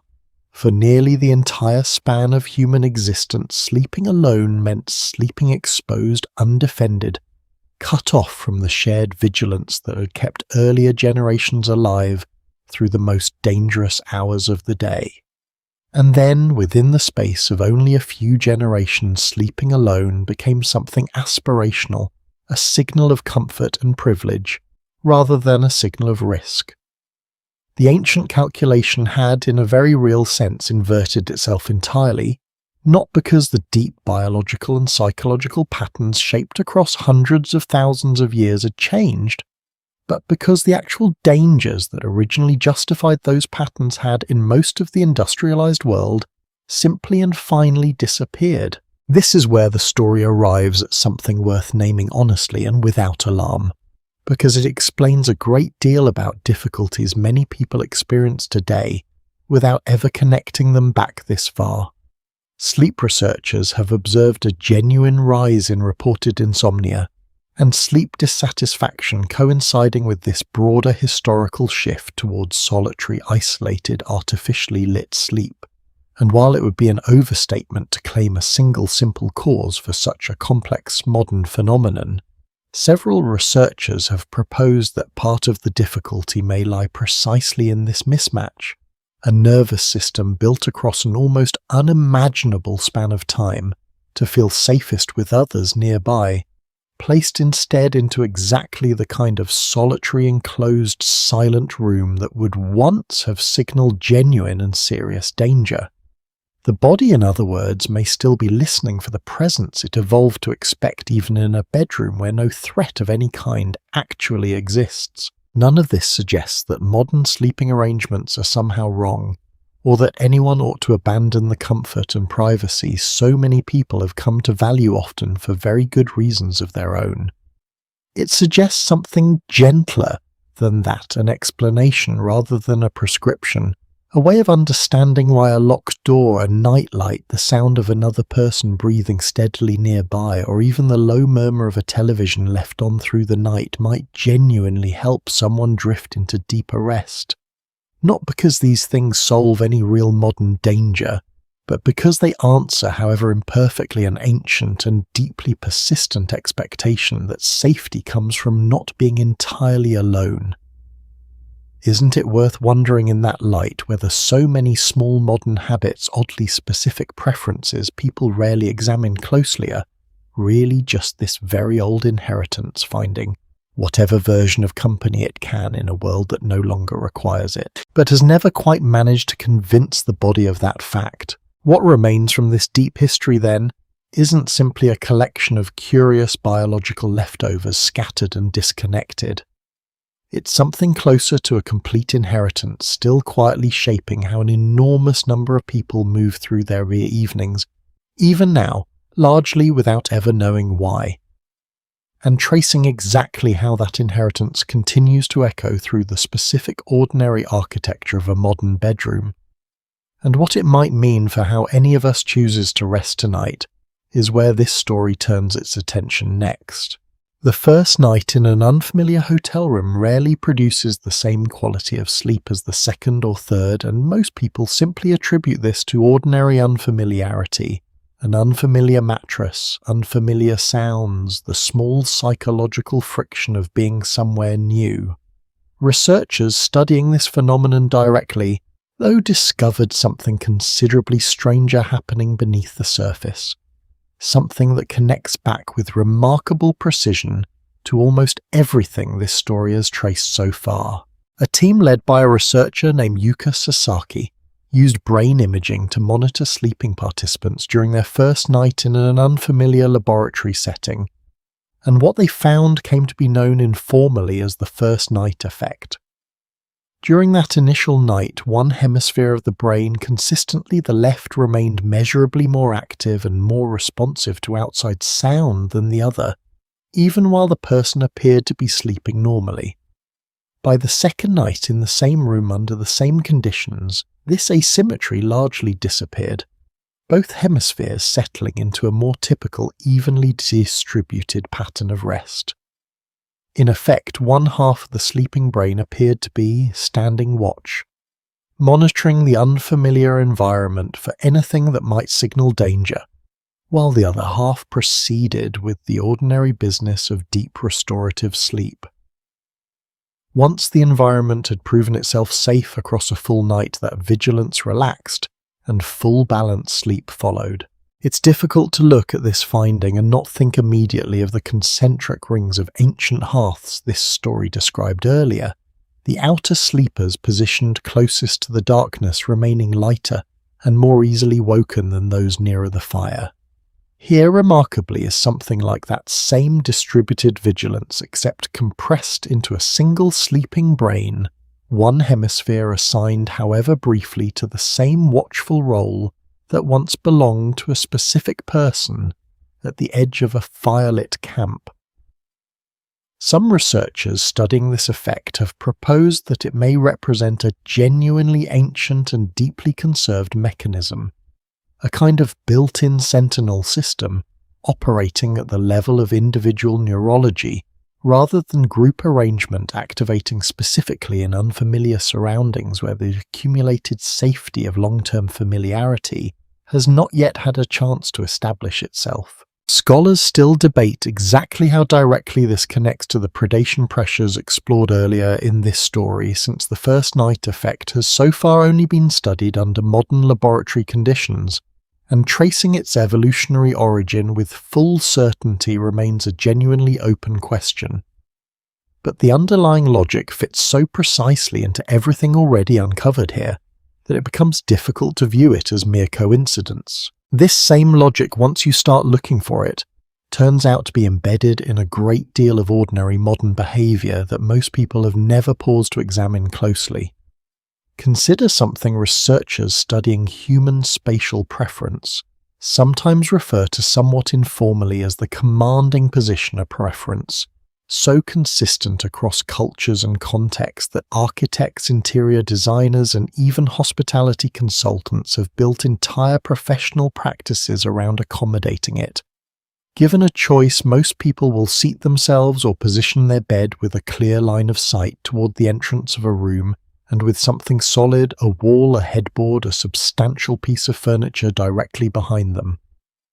Restaurant patrons frequently request the seat facing the door, Long-haul truck drivers and police officers have both been surveyed, reporting a strong, largely unconscious preference for exactly this arrangement in unfamiliar public spaces. It is, without much interpretation, required the same defensive logic this story traced all the way back to a mother settling her back against an outcrop of rock on an ancient riverbank, still quietly directing where modern people choose to sit in a coffee shop or a waiting room thousands of generations later. There's a gentler and more intimate version of this same inheritance worth spending some time with, one that touches directly on comfort rather than defense. In recent years, weighted blankets have become a widely available and increasingly recommended tool for people struggling with anxiety, sleep difficulty, and general nighttime restlessness, and the research behind why they work turns out to connect back quite directly to the deep social sleeping patterns this story has spent so long describing. Studies examining the physiological effects of firm, even pressure across the body, sometimes described using the clinical term deep pressure stimulation, have found measurable reductions in physiological markers of stress, alongside increases in specific neurochemicals associated with calm and safety. Researchers studying this effect note its similarity to the physiological experience of being held closely by another body, the kind of contact that would have been an entirely ordinary, unremarkable feature of nearly every human sleeping arrangement for the vast majority of our species' history, before separate beds and separate rooms became widespread. A blanket in this light becomes something considerably more interesting than simple bedding. For a nervous system still shaped by hundreds of thousands of years of sleeping in close physical contact with others, it may function as a kind of quiet substitute, offering the physical sensation of company, even in a room where no other person happens to be present. Sound carries a similarly old story inside it, one that becomes clear the moment you consider what people today reach for when they cannot sleep in true, complete silence. White noise machines, fans left running purely for their sound rather than their airflow recordings of rainfall or distant ocean waves, all represent a considerable modern industry built around a single simple observation that many people sleep more easily against a steady, low, continuous background sound than in perfect, unbroken silence. Some researchers studying this preference have suggested that this may connect back to the auditory environment our ancestors would have actually slept within for an enormous span of evolutionary time. Rarely true silence, but rather a steady, low, continuous presence of sound wind through grass, a fire's soft crackle and settle the breathing, and small movements of others, sleeping nearby layered together into a kind of ambient baseline against which any sudden, sharp, unfamiliar sound, the one that actually mattered, could be detected clearly and immediately.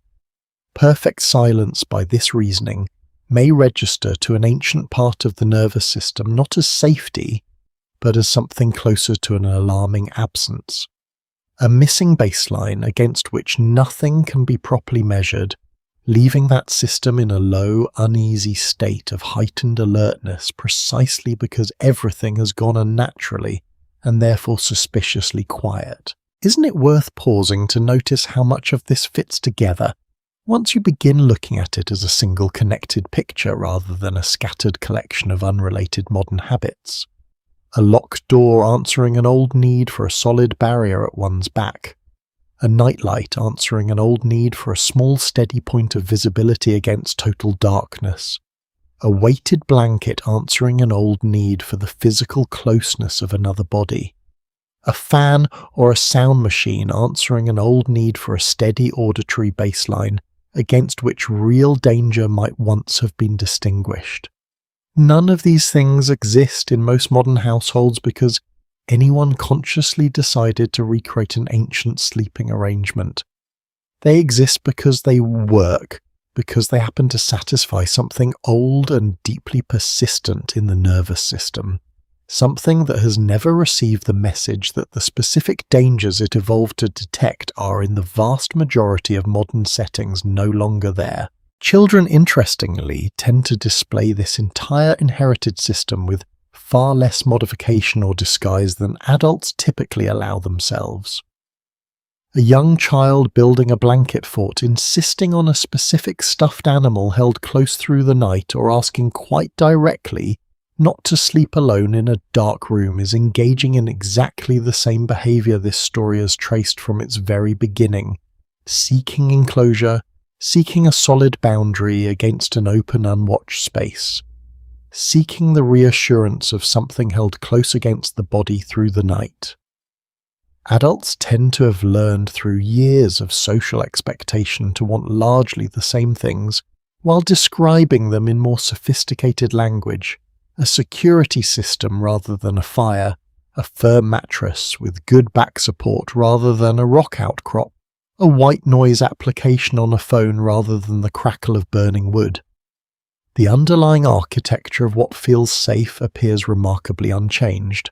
Only the vocabulary and the technology used to satisfy it has evolved. What makes this entire inheritance particularly worth sitting with gently, rather than treating as some minor curiosity, is how much genuine comfort can come from simply understanding where it originates. A person who has never once considered why they feel uneasy in a hotel room on the first night, or why they always choose the seat facing the door, or why complete silence sometimes feels more unsettling than a quiet, steady background. Might reasonably wonder whether something is subtly wrong with them, some private, unexplainable quirk unique to their own particular anxiety. The deep history this story has spent so long tracing offers something considerably kinder than that. These are not personal flaws. They are inherited instincts shaped across an almost incomprehensible span of time by dangers that were for the overwhelming majority of human history entirely real and entirely justified. The nervous system carrying them forward tonight is doing exactly what it was built to do, protecting a sleeping body from a world that for a very long time genuinely could not be trusted to remain safe on its own. And this perhaps is the quiet central truth sitting beneath everything this long story has uncovered so far: fossil bite marks and firelit hearths, ancient beds woven from riverside grass, sleep laboratories among the last hunter-gatherers on Earth, and the small involuntary jolt of a body checking one more time whether its grip still holds. Every one of these details gathered from such enormously different points across an almost unimaginable stretch of time points toward the same underlying human need carried forward largely unchanged into every bedroom on Earth tonight. The dangers themselves have mostly gone quiet. What they built deep inside the sleeping mind never quite finished listening for them, and there remains one final thread left to follow, back to where every single one of these small, quiet, protective habits ultimately traces its beginning. There's a particular kind of stillness that settles over an excavation site at the very end of a long dig, when the last layer of sediment has been carefully removed, catalogued and carried away, and all that remains is the bare, patient shape of the ground itself. Archaeologists working at Border Cave describe exactly this feeling after uncovering those 200,000-year-old beds of grass, a strange, quiet awe standing over a patch of ancient dirt that once held so many thousands of generations ago a sleeping human body. Not a king, not a warrior whose name survived in any record. Simply a person choosing that spot, gathering those particular plants lying down at the end of an ordinary day to face an extraordinarily dangerous night. It is worth returning one final time to that image because it holds more completely than any single fact.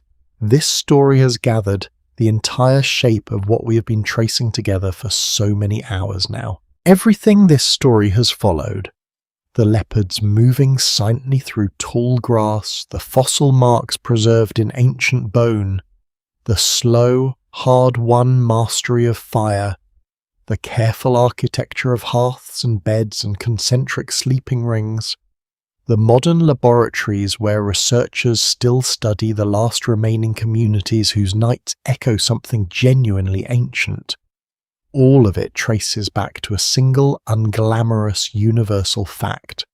Sleep was never simply rest.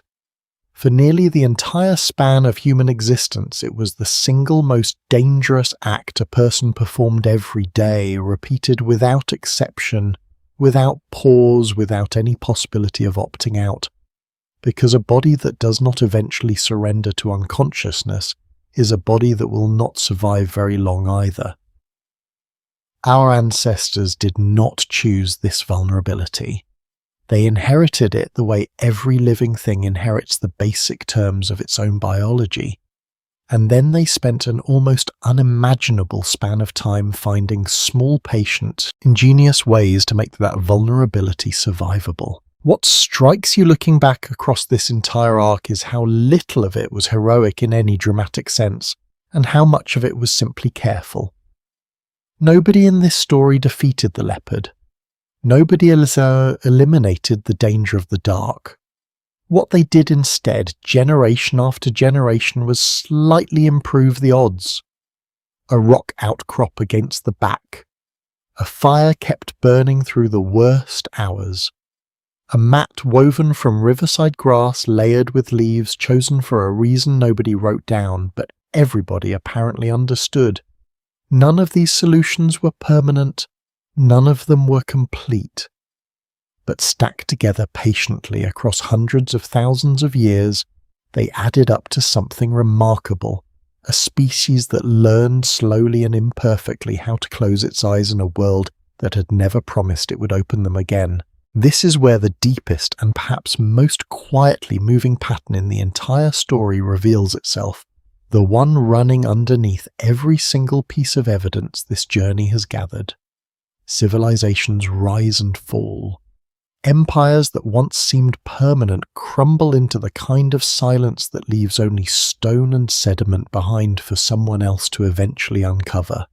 Entire ways of life, entire languages, entire systems of belief that once felt as solid and unquestionable as the ground itself have vanished so completely that in many cases we only know they existed at all because of a scattering of bones and tools left in the dirt. Power, it turns out, is almost always more fragile than it appears from the inside, whether that power belongs to a pharaoh, a general, or a small group of hominins who believed for a while that a particular cave offered them lasting safety. And yet something else, something quieter and considerably less dramatic than any empire, has managed to survive every single one of those collapses without interruption. Ordinary people choosing night after night to protect the ones sleeping closest to them. That impulse never fell. It never needed rebuilding after a war or a famine or a sudden shift in climate.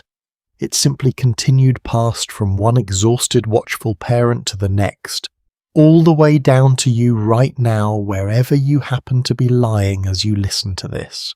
There is a final detail worth holding on to before this story lets you go, one that captures more completely than anything else uncovered here, exactly what all of this vigilance and care ultimately produced. Among the bedding layers at Sabudu Cave, mixed in alongside the sedges and the rushes and the carefully chosen laurel leaves, archaeologists identified something almost too small to seem significant at first glance. Tiny fragments of ochre, a soft reddish mineral that early humans across Africa ground into pigment for reasons that had nothing to do with survival in an immediate practical sense. It appears in burial sites. It appears on shell beads. And here in a layer of ancient bedding built specifically for rest, it appears again worked into a space meant only for sleep. Nobody needed ochre to survive the night. A body does not require pigment the way it requires warmth or shelter from a leopard's teeth. And yet there it is anyway, small, deliberate, entirely unnecessary in any strictly practical sense. Evidence that even in the depths of genuine sustained danger, our ancestors were reaching for something beyond bare survival. Even here, at the most vulnerable hour of the day, they were reaching quietly for meaning. That single detail says more than any conclusion this story could offer on its own. The people this journey has followed were never simply trying to stay alive. They were trying in every small and careful choice available to them to make a life worth staying alive for, even while surrounded by leopards and uncertainty and a darkness that held no guarantees. That is the thread running beneath everything, the fire and the bedding and the fossil evidence and the ancient watchfulness still humming quietly in your own body tonight. Not simply survival, something gentler and considerably more stubborn than survival alone. Care offered freely to the people sleeping nearest to you across every single night that has ever existed. The night outside is different now. No leopard waits in the grass beyond these walls. No eagle circles above this room. The door is closed. The lock is set. Whatever watches over you tonight is nothing more than habit and memory and the old patient architecture of a mind built across an impossible span of time. And still, something in you checks the room once more before settling. Still, something in you feels lighter with the door closed and the blanket close to another breathing body somewhere nearby, real or simply remembered. That is not weakness, that is inheritance. A mother once sat with her back against cold stone listening to grass that would not stay quiet, holding a child who did not yet understand why the dark felt the way it did. She could not know that her vigilance would outlive empires. She could not know it would still be sitting quietly in the chest of someone lying in a room she never could have imagined on a night she would never see. But it did. It is here now. Let it rest. Somewhere very far back a fire is still burning low. Nobody is tending it anymore. Nobody needs to. It simply glows there in the dark behind everything the way it always has. Sleep now.